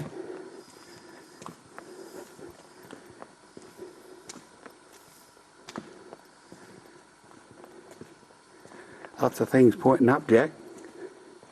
Got some things hanging down too. The stalactites are hanging on the top, and the stalagmites are coming up from the bottom, alright?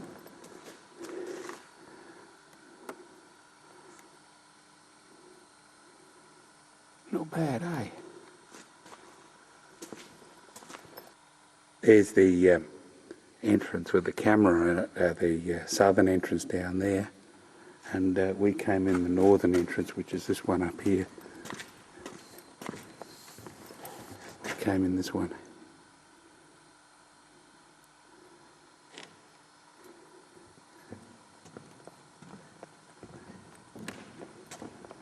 Beautiful vale here, eh?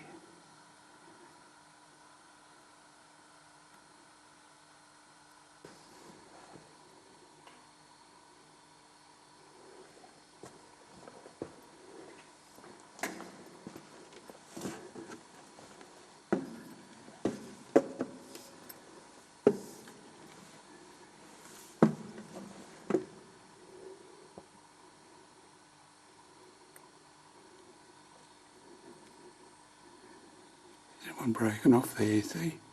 There's one of those veils broken off. We don't touch them. See them all hanging down from the ceiling? Absolutely magnificent. Have a look at this one.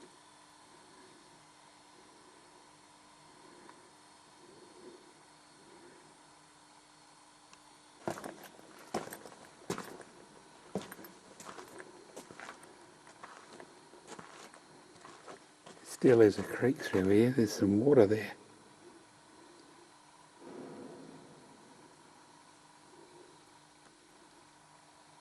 Massive high roof.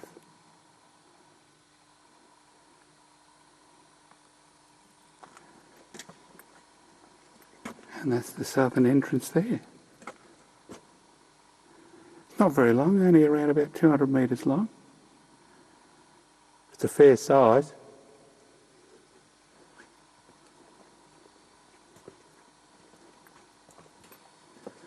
I think it's better to have a look through on your own rather than go around here with 40 other scouts. Gee, it'd be a bit noisy, wouldn't it, eh?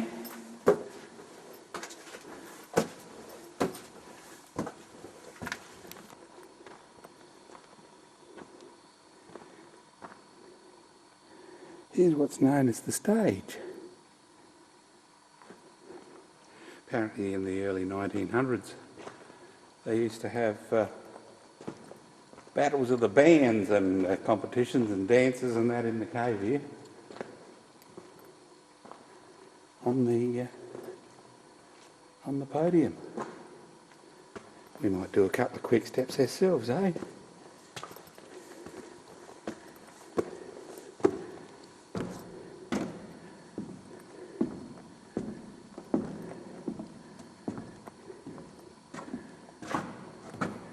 I come not to honour Caesar, but to kill him.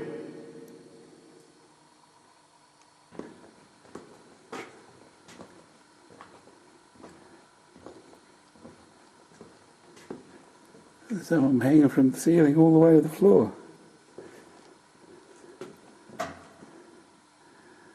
All the lights are on timers through here. Yeah. Unless you walk in a bit of a hurry, the lights go out on you. There's a big one. It's actually broken away from the ceiling, see that?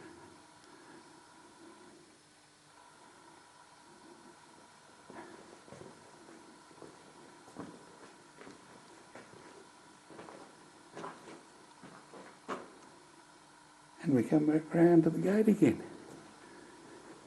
But this time we're on the other side. Have a look at that, eh? Isn't that magnificent? I tell you what, with the band sitting in there on the bandstand, there would have been a hell of a noise coming out of here, eh?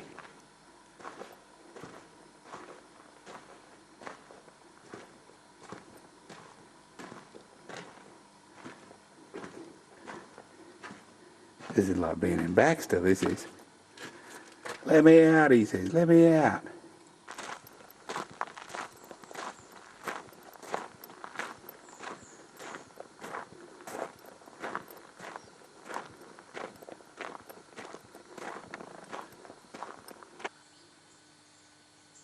There's the camping kiosk and that up there. There's the creek, and I'm on the other side of the creek. Camped up there.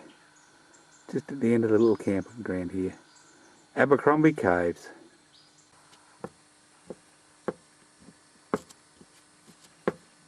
Good evening. We got a good tea going tonight. I've done a bit of walking today, so I've made myself one of my favourites here. And I'm just putting it on now. And I'll just show you what we got here. We get our old favourite. Look at this. Baked beans. And I've got some, what have we got here? Plum roast deli ham. 0 grams of sugar. 9 grams of fat, but 3 grams of saturated fat. So that's not too bad. Per 100, yeah, per 100. Baked beans, what do we got here? Rich tomato flavour. Ooh, sugar 5.9, 5.5. So it's okay. Okay. It's okay. And I'm going to put that in there like that. I hope it goes in there and not everywhere. We got one more piece there. Yep. That's come up all right. Look at this. Look at this. Oh, that's not too bad. I'll tell you what we do need in there. Oh, what do we got here? Kikkoman, less salt soy sauce. What do we got here? Sugar's 4 grams, saturated fat nil. We can put a couple of splashes of swansong of kikkoman in, and we stir. We always stir in a clockwise rotation. Very important.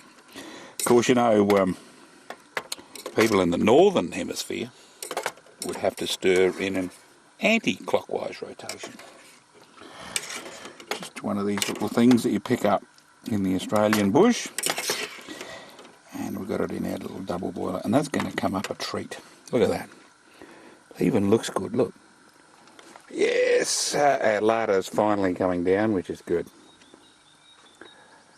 Oh dear, oh dear, oh dear. How'd you like them caves, eh? They were ripper.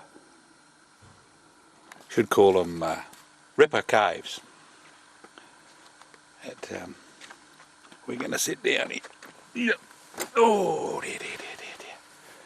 Actually, if you're looking at clocks, I should turn the clock on the video camera down in the corner, but nah. It's only around about 3:30 in the afternoon. Sun's already gone down over the I won't call them hills, they're mountains. Hell of a drive in here. You come down a fairly slippery slope, and it's all bitumen though. But I'll tell you what, it would have been good in that cave with 2 busloads of scouts, wouldn't it? I'm kind of glad they didn't turn up. Got another Winnebago over there. Obviously the Winnebago's going to go Winnebagoing over here, so here he goes. Have a look at this, eh? This is what I should get one of these. They're not bad, are they? But I reckon that's a lot of weight on the rear axle. What do you reckon, Dave? Looks like a lot of weight on the rear axle. I don't reckon he's going in here. Nah, he's going home. They're going home. He got the whole grandma ground to myself. This is good, eh? I'll had a good day today. We're going good. How'd you like the race around Mount Panorama at Bathurst? There's a 60k speed limit on it, but by Jove, even at 60k's, I reckon I'll be battling to make some of them corners. Oh, I tell you what. Anyway, that's going to look good. I haven't seen that yet because I haven't seen the video. I'm here taping and I haven't seen it, so I might wind it back and play that back and have a look at it tonight. I'll let you know how I think it's going to come out in the morning. All right. We got kangaroos jumping around in the undergrowth here, which is very cute. There's a mother and a joey running around. I don't reckon they'll ever have to mow that lawn over there. I reckon the kangaroos will keep it down. We'll see you in the morning, eh? Good morning. Very cold last night. Very cold. Ed couldn't hear me on the radio last night. Morning, Ed. I could hear him all right, and he couldn't hear me. Gave Hayden a phone call, he couldn't hear me either. On our way to Goulburn,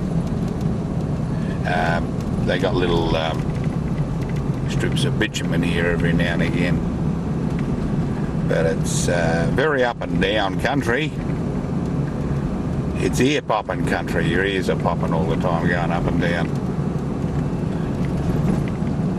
As long as the pistons and the dowdy keep going up and down, eh Dave?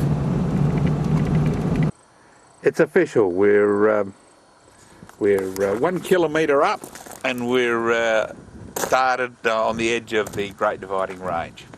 Just outside of Crookwell is a what's going to become a more prevalent site around the place. We've got a wind farm,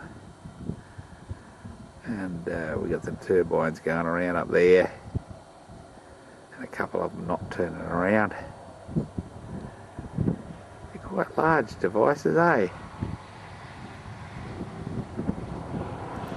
That little thing on the back there, that's what adjusts it to make angle into the wind. Little wind vane on the back. Just driving through Goulburn.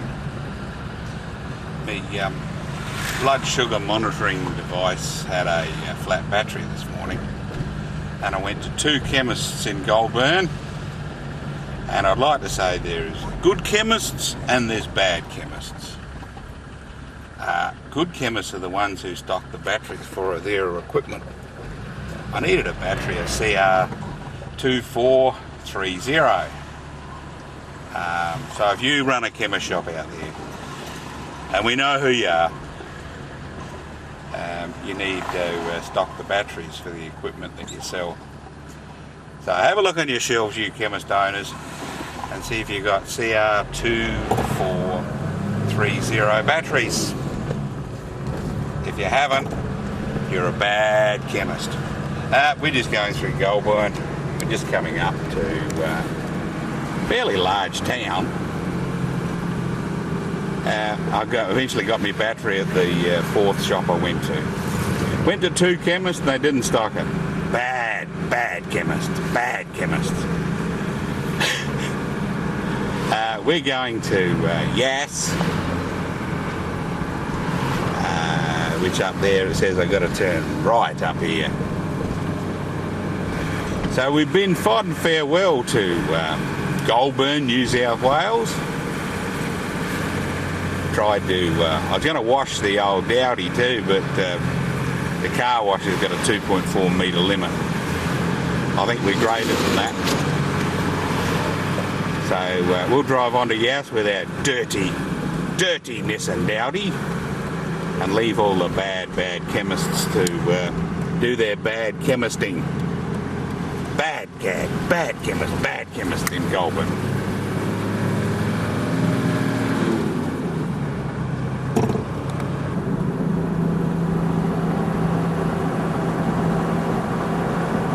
On our way to Wee Jasper.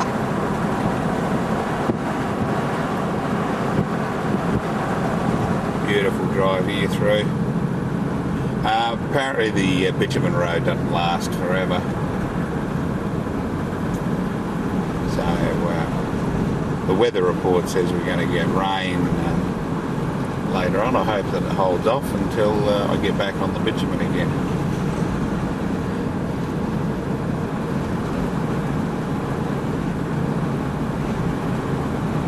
We're certainly in the mountains now, Jack.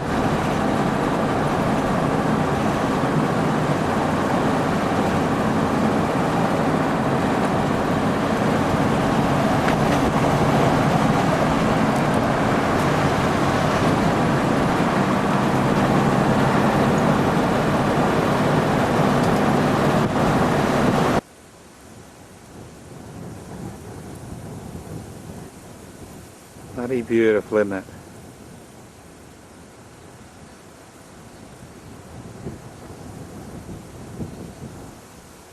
Getting some good views up here now.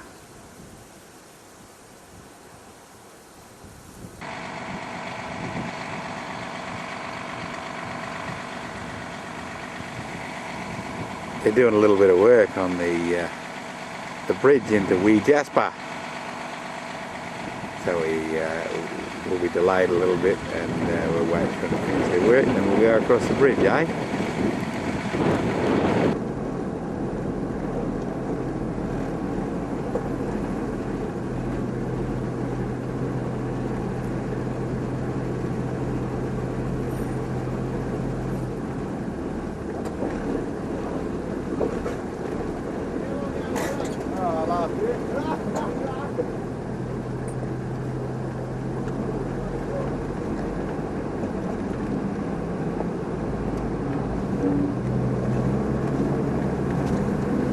Just coming into wee Jasper.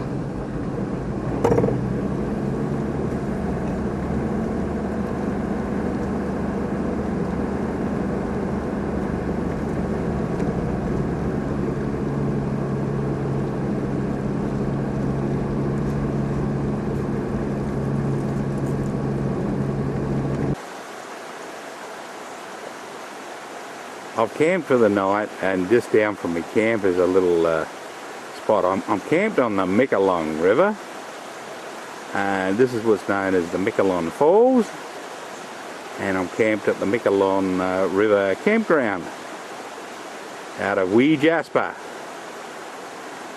Have a look at them waterfalls, eh?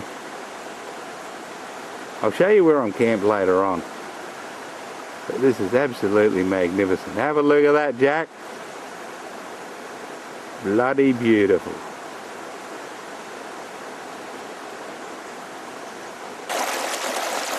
All I can say is, gee, that water's cold.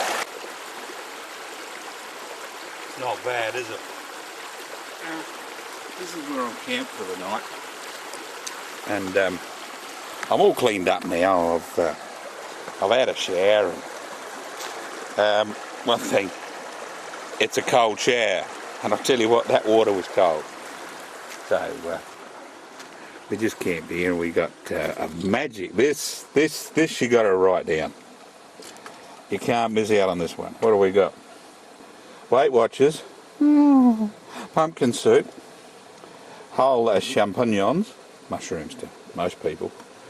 Our OD Chinese stir fry, 4th of May, and we banged a bit of pepper in. And I'll tell you what, that has come up. Well, even now it tastes pretty good. And that's saying something. Yes. Have a look at this. Not bad, is it, Jack? Not bad at all. I'll be... yeah, I'll tell you, we had some trouble getting batteries for me blood monitoring thing there, and I went into the chemist shop and I said, you got these batteries? And they said, oh no, we don't stock them. I said, you see that machine up there? And she said, yes. I said, what battery fits that machine? And she read it out, and I said, have you got any of them? She said, oh no. Oh, okay. Tell you what, after 4 shops, I was ready to put a bloody nail through that thing and post it back to the manufacturer and say, where do you get the bloody batteries for these things, you flog off? Anyway, I finally got a battery, believe it or not, at the auto place. They had all they called Batteries Plus or something. They had all car batteries lined up in the window, and I thought, oi, this is good. Here's some bloody joker from the boondocks going to come in and ask for a watch battery, and all we sell with car batteries. Anyway, they had it.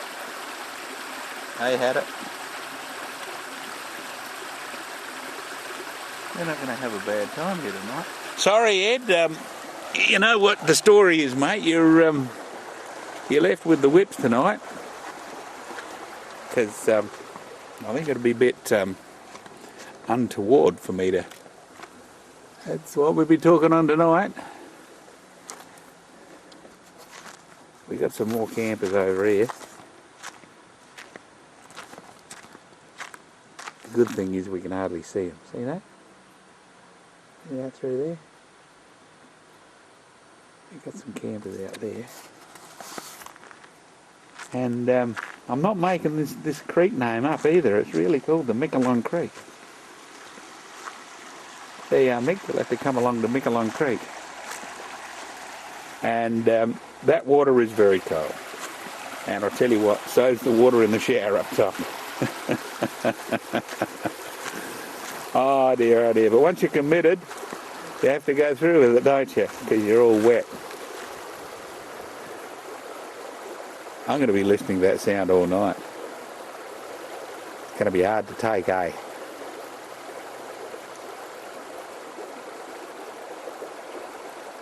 That's beautiful, isn't it, Jack?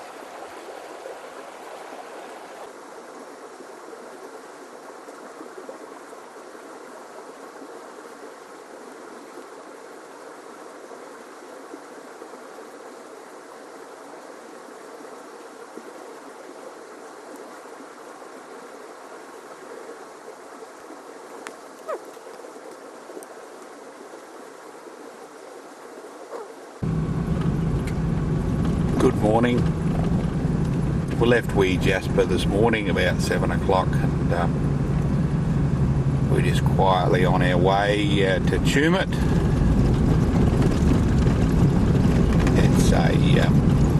It's a wonderful little drive through here. Listening to the radio, the Devil's radio station, 666 Canberra.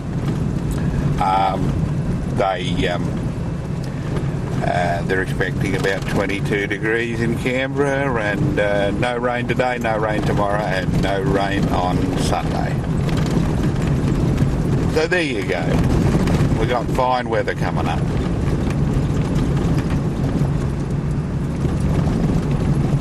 Beautiful drive through here, isn't it?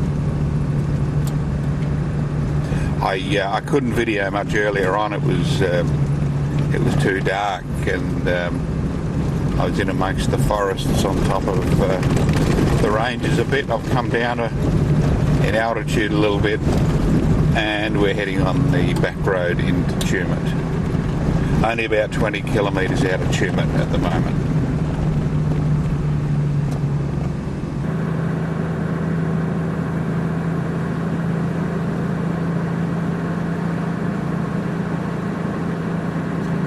Very pretty when all the leaves change colour in the autumn, isn't it, eh? Not as good as bright though. He's still got some changing to red up there. The season's a little late this year. They should have changed a lot more than they have.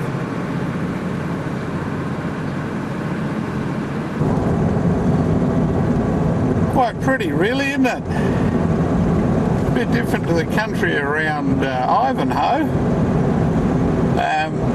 Old Jack may be right. All-terrain movie.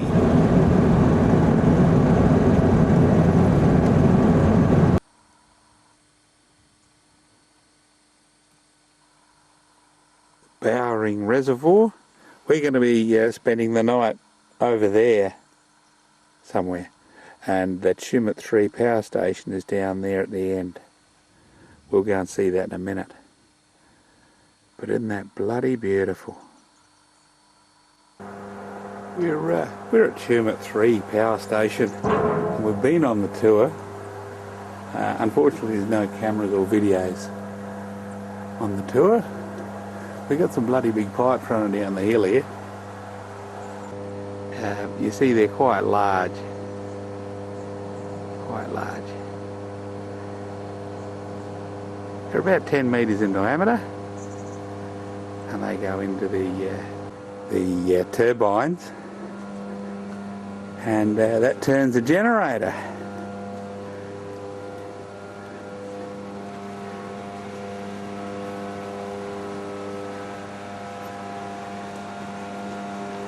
And the generators end up running dirty great big transformers out here.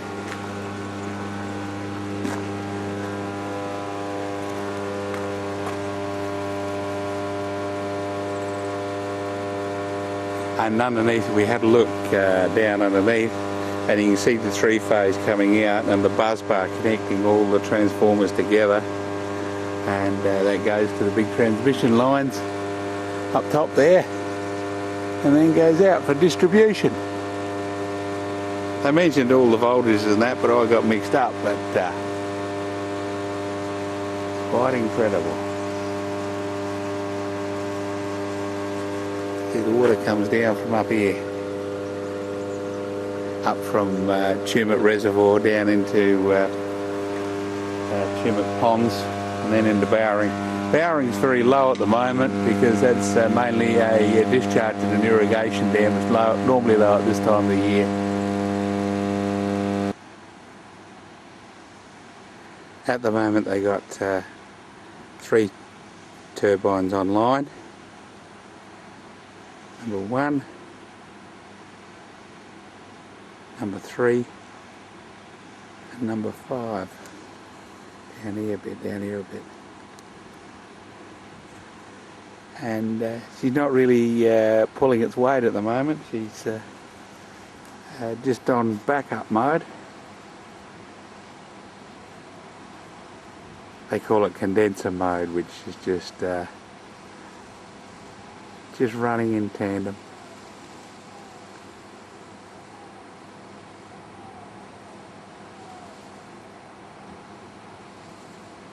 It's all actually controlled from a central point. They have technicians on site down there. The buildings are so high that all the turbines and generators are all around about down here, down this level. But they have to have a high building just in case they want to undo the top and lift the generator. The generator assemblies, you got the generator on top and then the turbine and then the pump down the bottom. The thing is on a fixed shaft. It's about a metre shaft, metre diameter, and it's 30 metres long. They have to be able to lift the whole shaft up, so that's why they got the high buildings. And it discharges water into a pondage here, and then it goes from here down into Bowring, and then on its way in via the Tumut River into the Murrumbidgee, and then into the Murray eventually. Now it makes a bit more sense. We've got Tumut Dam up here, and this is where all the water comes from going through the turbine. We've got a bit of a channel cut here. There's a car down there. See the car down there? Anyway, there's a channel cut here in the rock.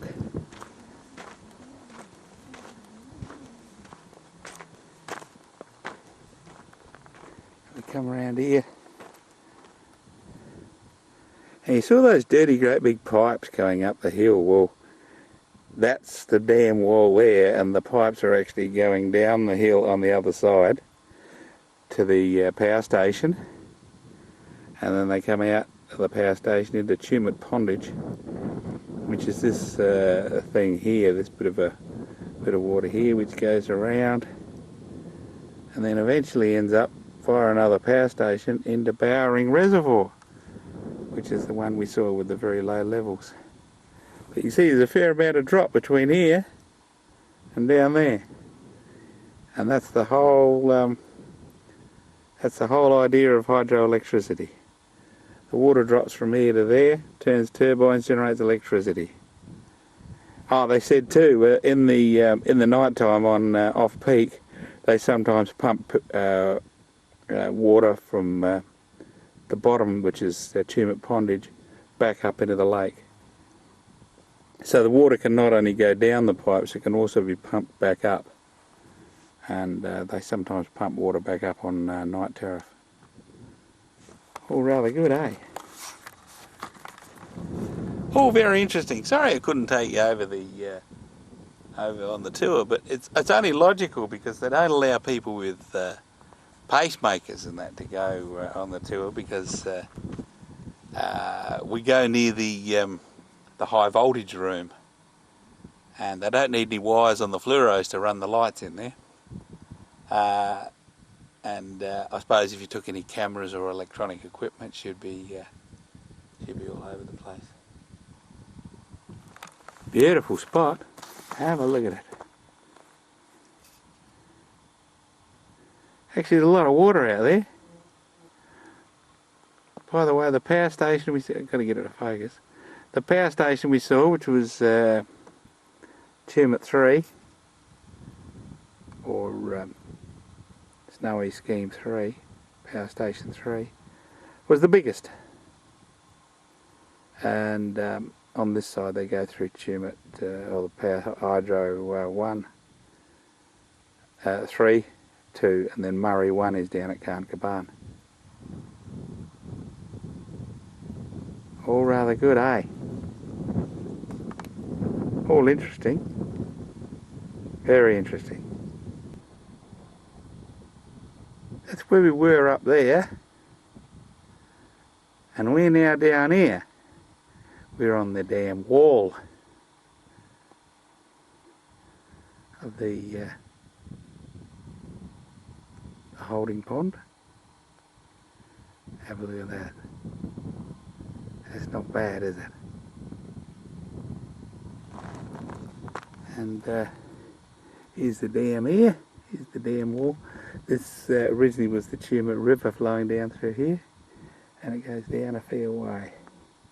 And the Tumut River used to flow through there, and they built this dam wall up to hold the water back, and now it goes into that channel we saw down there and gets used for hydroelectricity. Not bad, eh?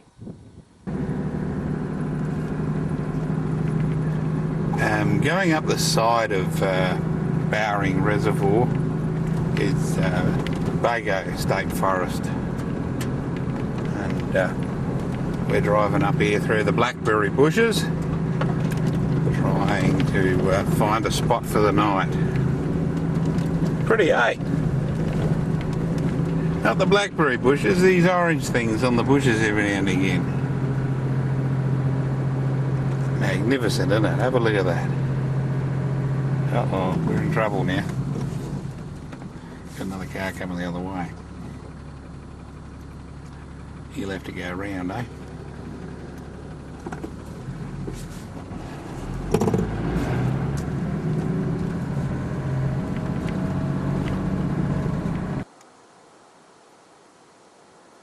Absolutely magnificent camp spot here tonight. The sun's just gone over the top of that bloody great hill over here, and this is the outflow from the Tumut 3 and the Bowring Power Station.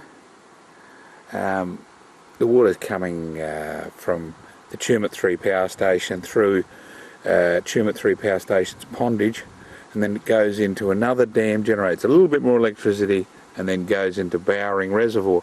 Well, when I rolled up here, that was bone dry, and I heard a bit of a rush coming from down here, and I wondered what it was. I thought the wind was blowing or something going on, but all of a sudden, whoosh, down she goes, and she's been going ever since.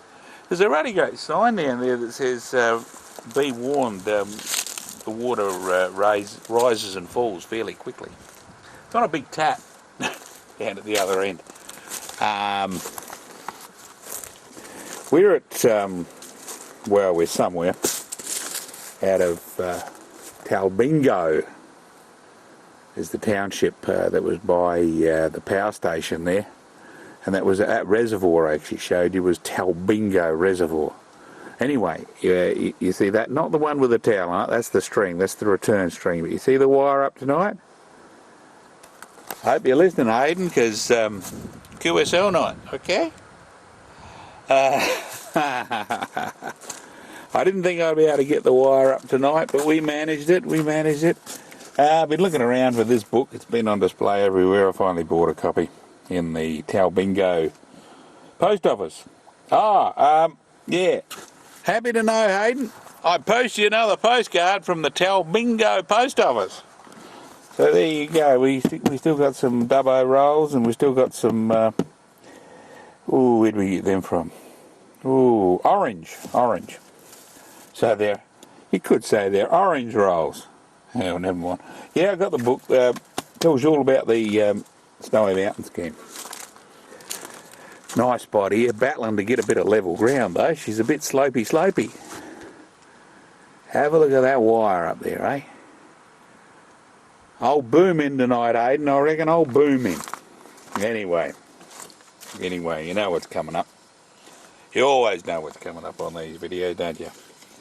We got some tea going, and it doesn't look too good at the moment, but it actually doesn't taste too bad. I got half a packet of macaroni cheese. They make the packets too big. 4 side dish sizes. Oh, we'll have one. I put some baked beans in there. Oh god. Bit of tuna and spicy onion. Safgo. I'm sorry I didn't buy John West that day. Yes. When you go out buying your tuna, I'll tell you this. You've got to buy the only tuna processed in South Australia. It's John West. And don't get this Sea Lord shit or this Safgo crap. This Safgo's from bloody Taiwan or some other bloody Asian country. Listen, do the right thing. Support John West. Or it may not be there to support us later on. There you go. There's my advertisement for the trip. Have a look at that. That's not bad, is it? Winds whistling through the trees up here. Not bloody bad. Had a bit of back pain today. I've been overdoing it the last few days. And my back's been playing up a little bit. So, we took a couple of Panadines this afternoon, had a bit of a lay down on the ground, and I think we'll be right. We'll be right. So, we're staying here tonight. We're getting very dusty. It's a very dusty TP. Ed keeps saying we got some rain coming. Well, we had 15 spots last night, and that was it. And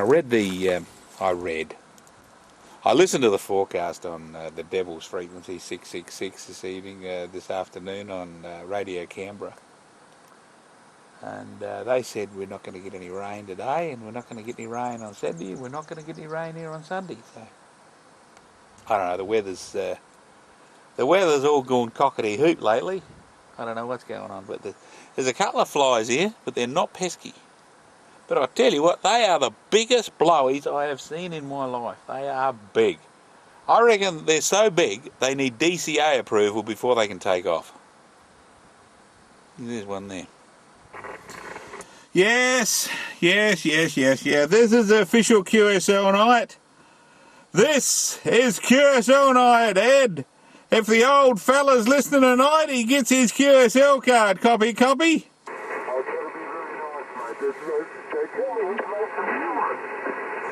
He's made some new friends, has he?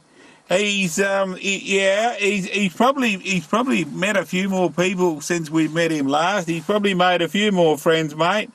Probably his mum-in-law is another friend. Anyway, that's a long story, Copy. Yeah, that's true, mate. He made some new QSL cards. QSL? He made a lot of what? Bean farts?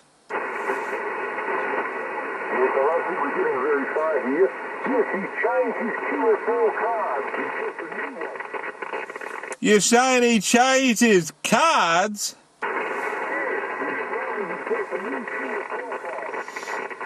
Yeah, I'm having a lot of trouble hearing you tonight, Ed. Are you on your good antenna or the one you just have the John West one?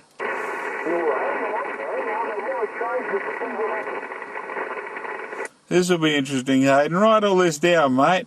By the way, if you're listening tonight, don't forget you got to give Ed a ring.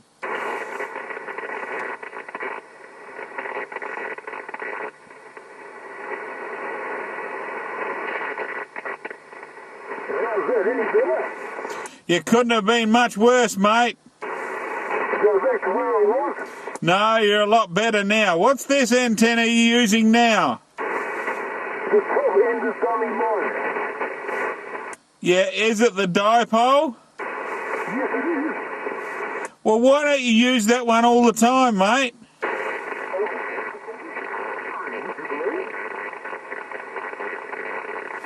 You faded right out then, but I'll have to give you a very poor signal report for tonight.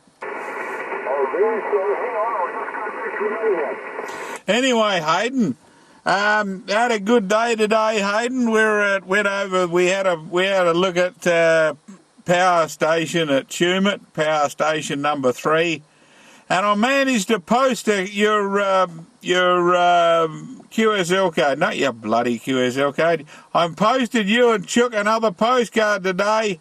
I posted it from Talbingo, spelt Tango, Echo, Lima, Bingo. So you should get a postcode with a post thing, Badoogle. This is VK5 KTP Portable 2. Speaking out of garbage and trying to talk to VK5 EDM in Port Pirie, South Australia. Good morning. We left Talbingo this morning, had a good sleep last night, slept through till about 4 o'clock in the morning. I must have been really tired last night. Anyway, we're on our way through on the Snowy Mountains Highway towards Cooma. We've been climbing steadily ever since we left Talbingo.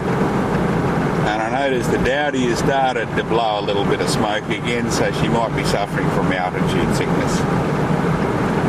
1,200 metres above sea level at the moment. We've got a bit more to go yet, so the old Dowdy's going to blow a bit more smoke before we get down to a safe altitude. We're striking everything on this trip, aren't we? The only thing we haven't had is rain, but I didn't expect to see fog at 9 o'clock in the morning. We are fairly high up though. About 1,250 metres.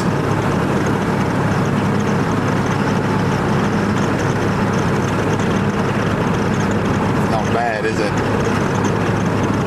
We're on one of the high plains up here. The mountains have given away for a little bit and we're driving on a bit of flat right up on top.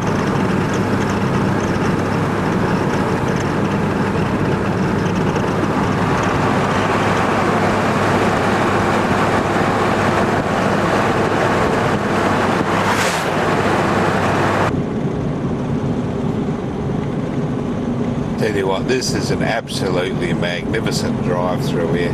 See the pink poles on the side? That's when it snows, you know where the edge of the road is. But have a look at that up ahead, isn't that bloody beautiful? That's beautiful, isn't it, Jack? Have a look at that, mate. You got the mist in the valley and we're up above it. Very pretty.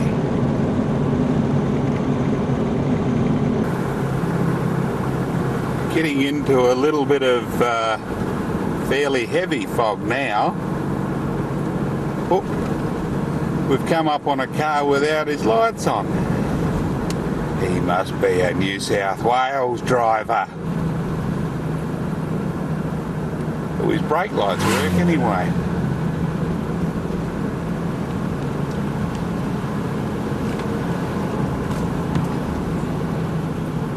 Getting very foggy now.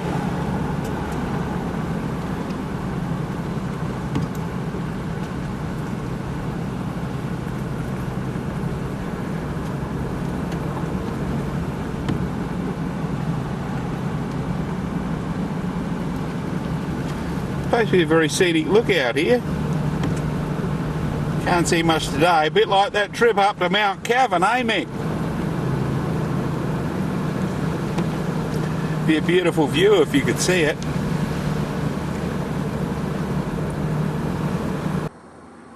I'll give you a panorama of Bega. There's a lookout above Bega, and thought I'd better give you a bit of a look from here. Bega's where they make the cheese. Better buy Bega. Very pretty little valley. It's called the Bega Valley. Very picturesque spot, isn't it? Very nice. Well, that was Bega. At Bega they got a ruddy great factory that makes cheese. And I went in the factory that makes cheese and I bought some cheese. Also bought a little thing here.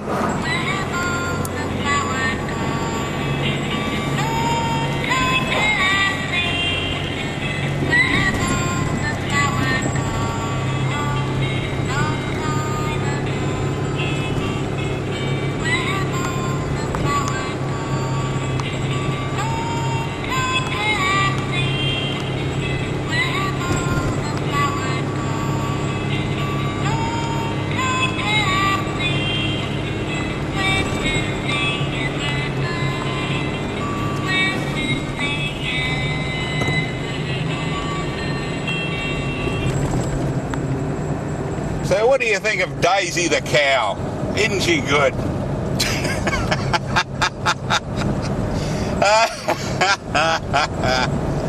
Well, there you are, Emma. You got another toy, all right? At least this one doesn't carry on something obscene. It sings quite a nice little song. I think I'll listen to it again. Well, it's taken a while to get here, but we finally got here. And what we got out here? Right out there. It's the Pacific Ocean. A place called Tatra. And we're at the old historic wharf here. And these people here trying their luck. And I don't know how they're doing, Mick, but there's scales on the wharf, alright? And the fish cleaning station's got, is all wet, there's scales on it. And there's people excitedly running down and baiting hooks and that. So I don't know how they're doing anyway, Mick.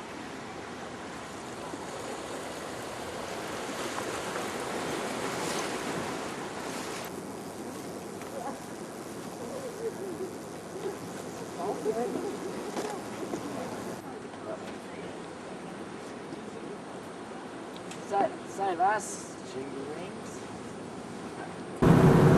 Just coming down into Marimbula. Very pretty place, very pretty, very popular, very popular. There's little land sales everywhere along here, Jim. Bit of a land bonanza apparently. You can pick up anything for 200,000 along here. Anything you want. Except it won't have a house on it, of course. They've got the biggest McDonald's I've ever seen in my life. It's got 2 stories with overlooking street dining tables. Marimbula at low tide.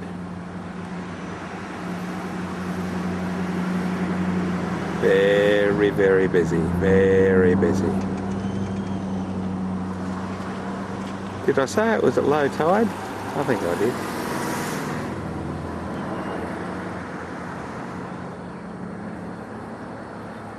Yeah, nice big boats out there. Not supposed to do panoramas, am I, Jack? Never mind. Have a look at there, Jack. What does it say there? Thrill seeking. Well, it's a bit of a thrill seeker driving with me, I'll tell you that, mate. Especially down through those hills. What do we got here? Dolphin watching.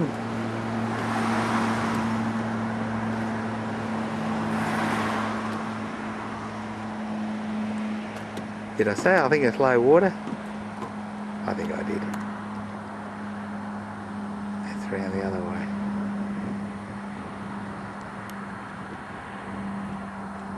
But the whole of Marimbula's on the side of the hill here, and sort of everything's uphill from here. Good evening. We're out of a town in New South Wales called Candello, and the sign there says 6 Mile Creek. Well, that's 6 Mile Creek crossing there, and we're at the 6 Mile Creek camping area, and we'll have to watch our P's and Q's because we're being followed by ASIO. They don't know why I'm putting these wires up. I'll put the wire up again tonight, but I've got it very low. It's only 4 foot off the ground going through there because you see there's no forks in the trees. There's no forking trees here. Alright? We might have a table, have a bit of a tate over there. Oh dear, oh dear, oh dear. Been a fairly busy day today, did a lot of driving. Did a little lot of driving. Yes, little lot of driving. We've got some tea going. You must be getting sick of this, eh? You getting sick of this? Noodle Temptations, 98% fat free, tastes like shit. Weight Watchers baked beans. Oh, look at that. Actually, it doesn't taste too bad, I don't suppose.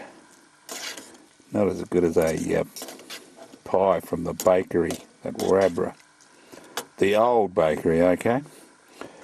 Yes, that's going to come up a treat. Actually, it doesn't come up too bad. I know I rubbish these things, but I tell you what, they're not really all that bad. All right? And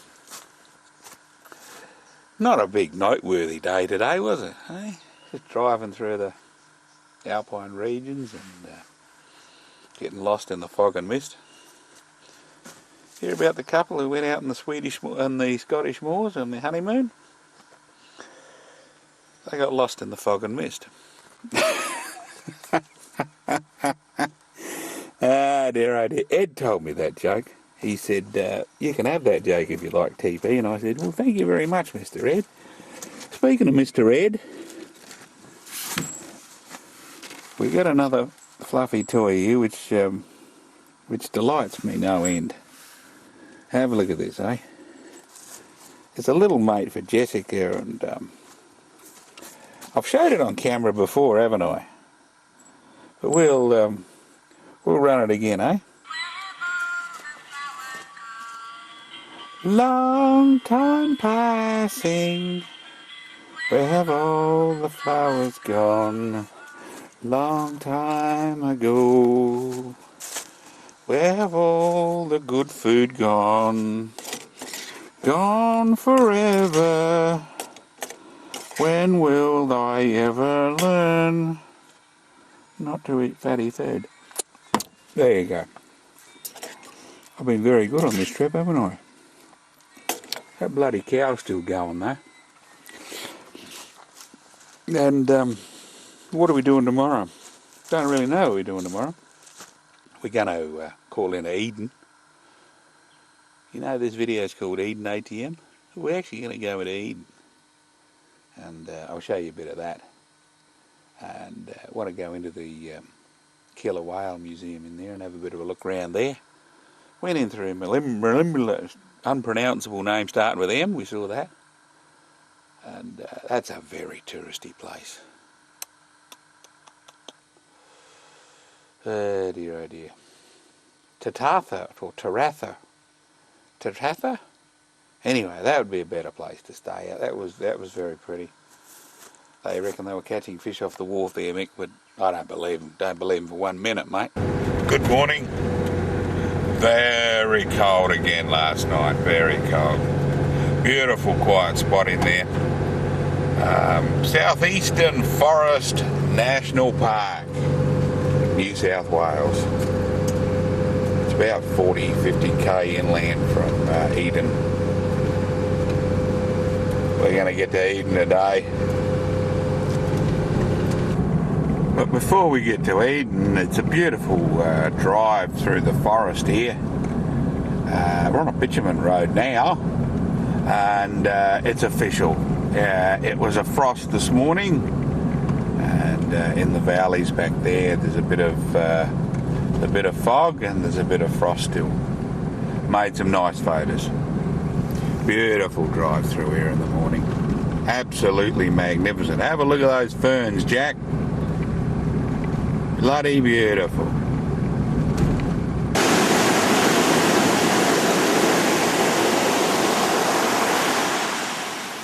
This is the just north of Eden, and there's Eden down there, perched up on the hill. And the other side of that headland is Twofold Bay, with the fishing area of Eden, or the wharfs and that. This is the beach side of the headland here.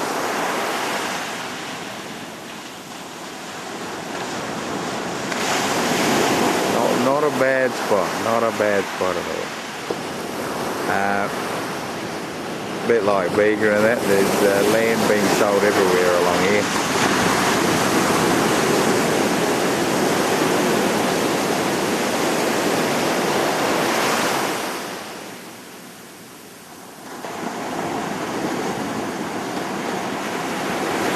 So there you are, Maury, that's Eden, mate.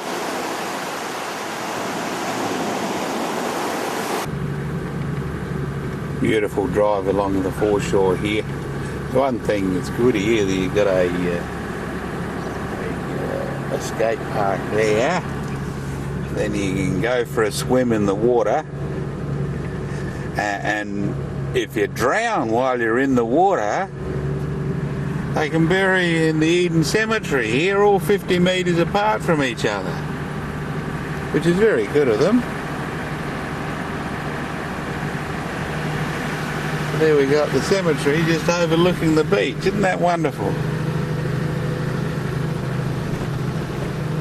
Jim doesn't like that. Jim, my brother, wouldn't like that very much at all. He reckons all that prime real estate's going to waste there.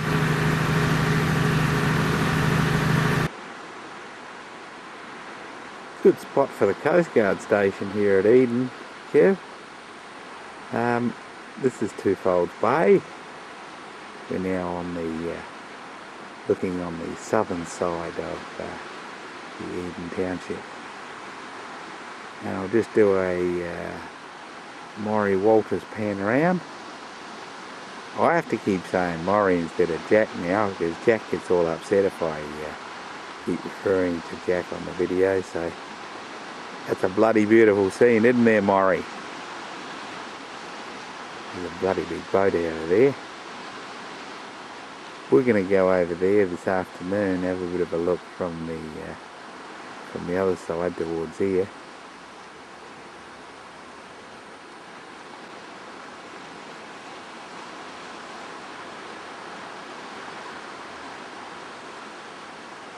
What a nice bay. Town of Eden reminds me a lot of Port Lincoln, Jim.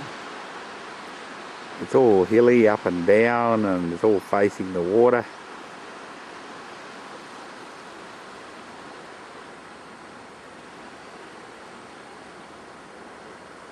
It's bloody great mountains in the distance there.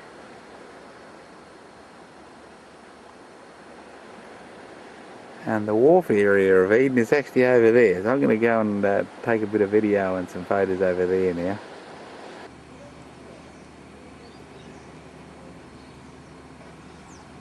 Not bad, is it, Maury? This is the commercial wharf at Eden.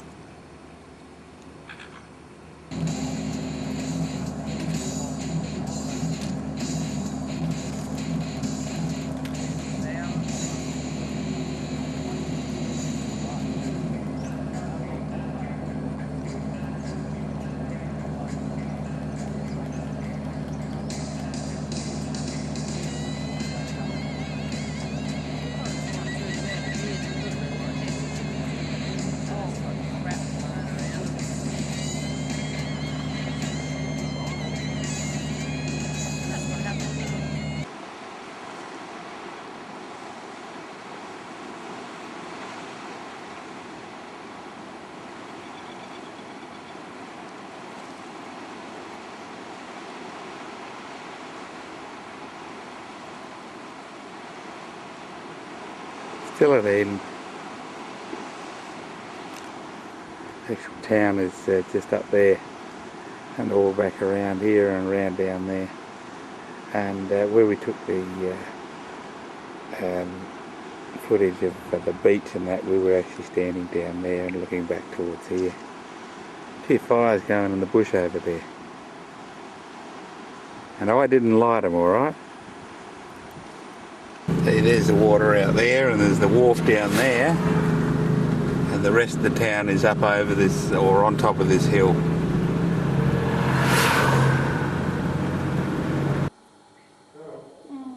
Inside the Whaling Museum at Eden.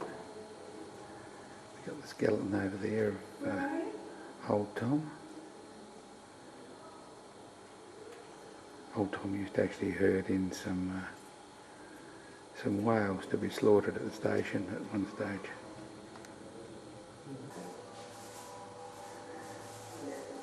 Not a bad view out the window here, eh?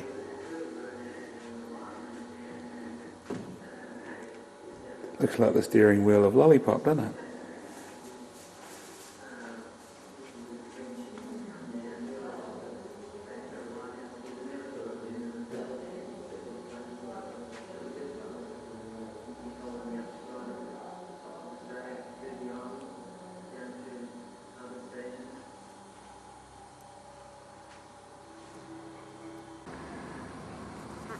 At the wharf here at Eden, they got a little tour boat that cruises out on the bay here.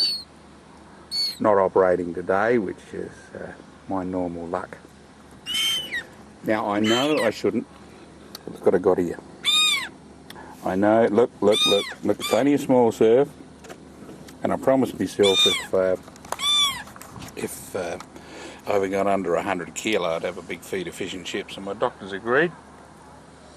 He says you can do what you bloody like. Alright. So, my food recommendation for this trip is fish and chips down on the wharf here at Eden with the seagulls.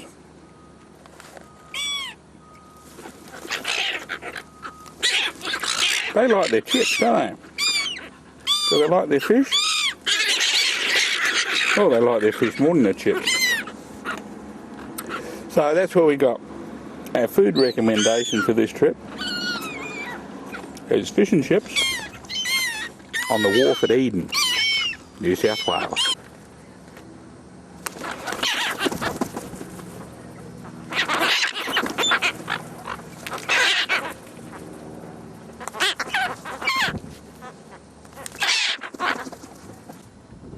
Well, the seagulls have had their fish and chips, and I've had me fish and chips.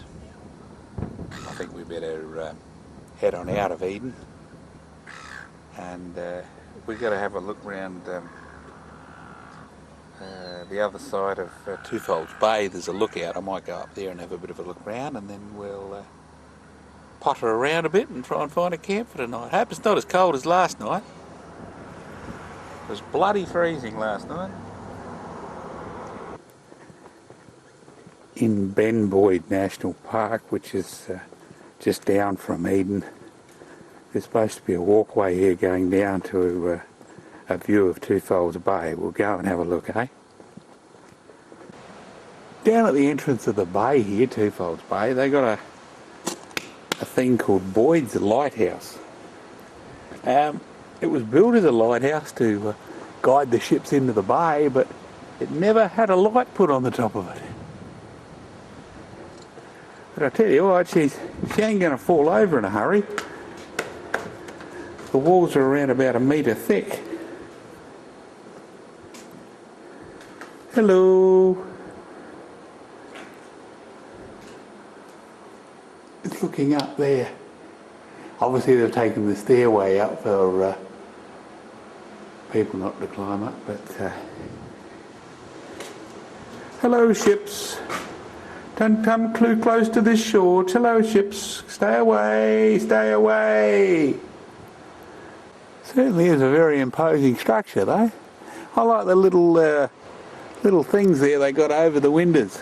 Little lintels. Looks like it's made out of sandstone.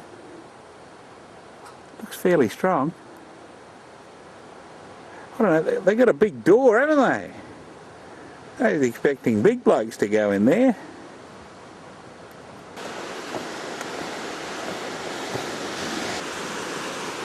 This is the sort of stuff that Jack loves to watch.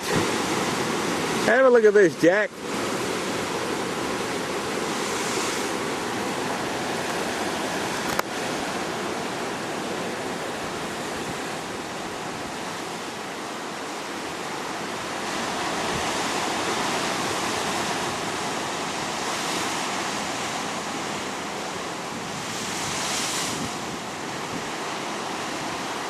That's not bad, is it, Jack? Old Jack Galpin likes seascapes, don't you, Jack?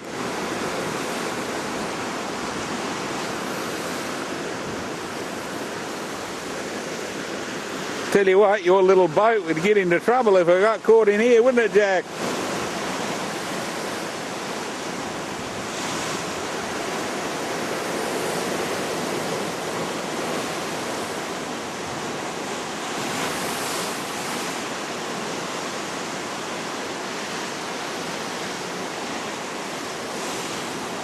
There's no romance in a modern lighthouse, is there? No, not at all. It's very much It's Cape Greenham, isn't it? function. Cape Greenham Light? Green Cape. Green Cape Light. Yeah. So that's the automatic one. Good example. And we're going to have a look at the old manual one in a minute. Yeah. Form very much. There's not much to wax lyrical about that thing. No, it's just function overpowering form to the nth degree there. Funding was secured and tenders called originally with a view to building it out of stone. The local rock is no good. It's all right for doing this type of thing, retaining walls and so on. This is just local rock here, but it actually erodes too easily and quickly for it to be used to build a structure like this that was conceived and built, perhaps be wanting to endure for potentially hundreds of years. So they didn't get anyone putting a hand up to do the job, because the only way to build this out of stone was to bring stone in from elsewhere.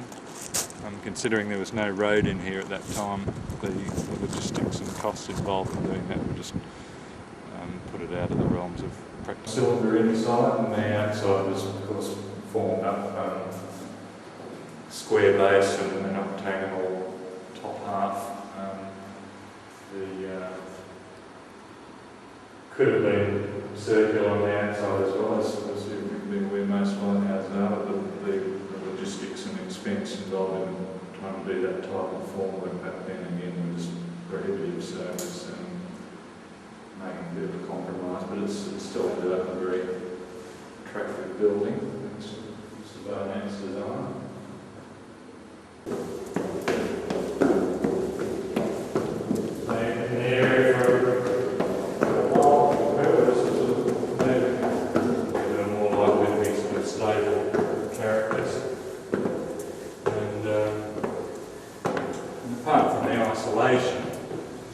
They actually had a fairly good lifestyle out here. The houses are all very comfortable. They had a big veggie garden down in the bush down from where the car park is now. They actually had a full-size tennis court. And they used to have social days. There was actually a horse racing track a couple of kilometres back up what's now the road.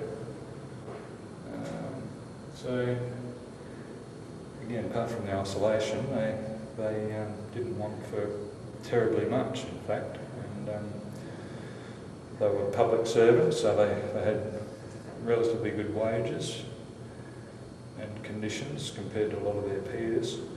So, if you could handle the isolation, it wasn't actually too bad a lifestyle for a lot of it. Again, everything from that floor down there up was prefabricated by Chance Brothers Company in England and shipped out here in a kit form and then reassembled on site. You can still actually see the registration numbers where it would have been pulled apart and facilitated. It's not a bad view from here, is it? Oh, it's terrific. Well, actually, in a minute we'll go on the balcony. It's actually even better from down out there. As you saw, the old carro lamps down there, and then once electricity here was arrived, of course, it went to an electric globe. This whole thing in here would turn, wouldn't it? Yeah, This whole does. Was it on a floating bearing? Yes, from I've got to check the dates, but originally it was on mechanical bearings because they were, particularly in the old days, they would have been subject to a lot of wear and tear, and then they would have to be replaced, which would mean downtime, which of course they could only do that type of work during the day, because at night the thing had to be functioning without fail. And then the sort of idea of using a mercury bath to float the whole arrangement on top of was introduced, and that actually remained until right up until 1992 when it was decommissioned. But of course in the early days they weren't aware of the dangers of mercury and its high toxicity. But the penny dropped eventually, and they realised why lighthouse keepers were either going mad or dying young or getting a whole host of nasty diseases and cancers and things. 30 metres up, got a little bit of wind. Yeah, a little bit breezy, but it's often a lot stronger, of course. They've got the keepers' huts down there. The main keepers, head keepers' residence here. And the duplex building behind it was where the assistant keepers lived with their families. All quite spacious. Even the duplex ones are quite spacious. Behind that stables building, because horses were very important both in the construction of the place originally and then in the ongoing lifestyle here. Because the horse-drawn trolley was, for many years after the place was up and running, was still the main method of getting supplies, mail and so on out here from Butandaby Bay. Lightning conductors, of course. Wouldn't want to be up in here during a thunderstorm. No. The other light does look pathetic, doesn't it? Yeah. Very poor substitute. And she's only a very calm day out here today. But you can hear by the wind it's a little bit windier up here than what it is down the bottom. And that's where we are up there. There's the light.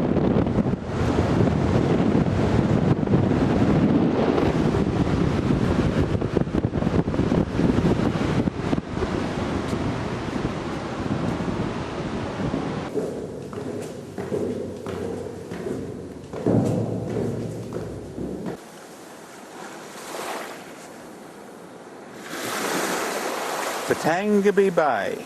I'm camped for the night, and this is below where I'm camped. Not bad, is it? I'm camped up in there. I'm camped back in there in the camping area. It's getting dark. I'm a little bit late.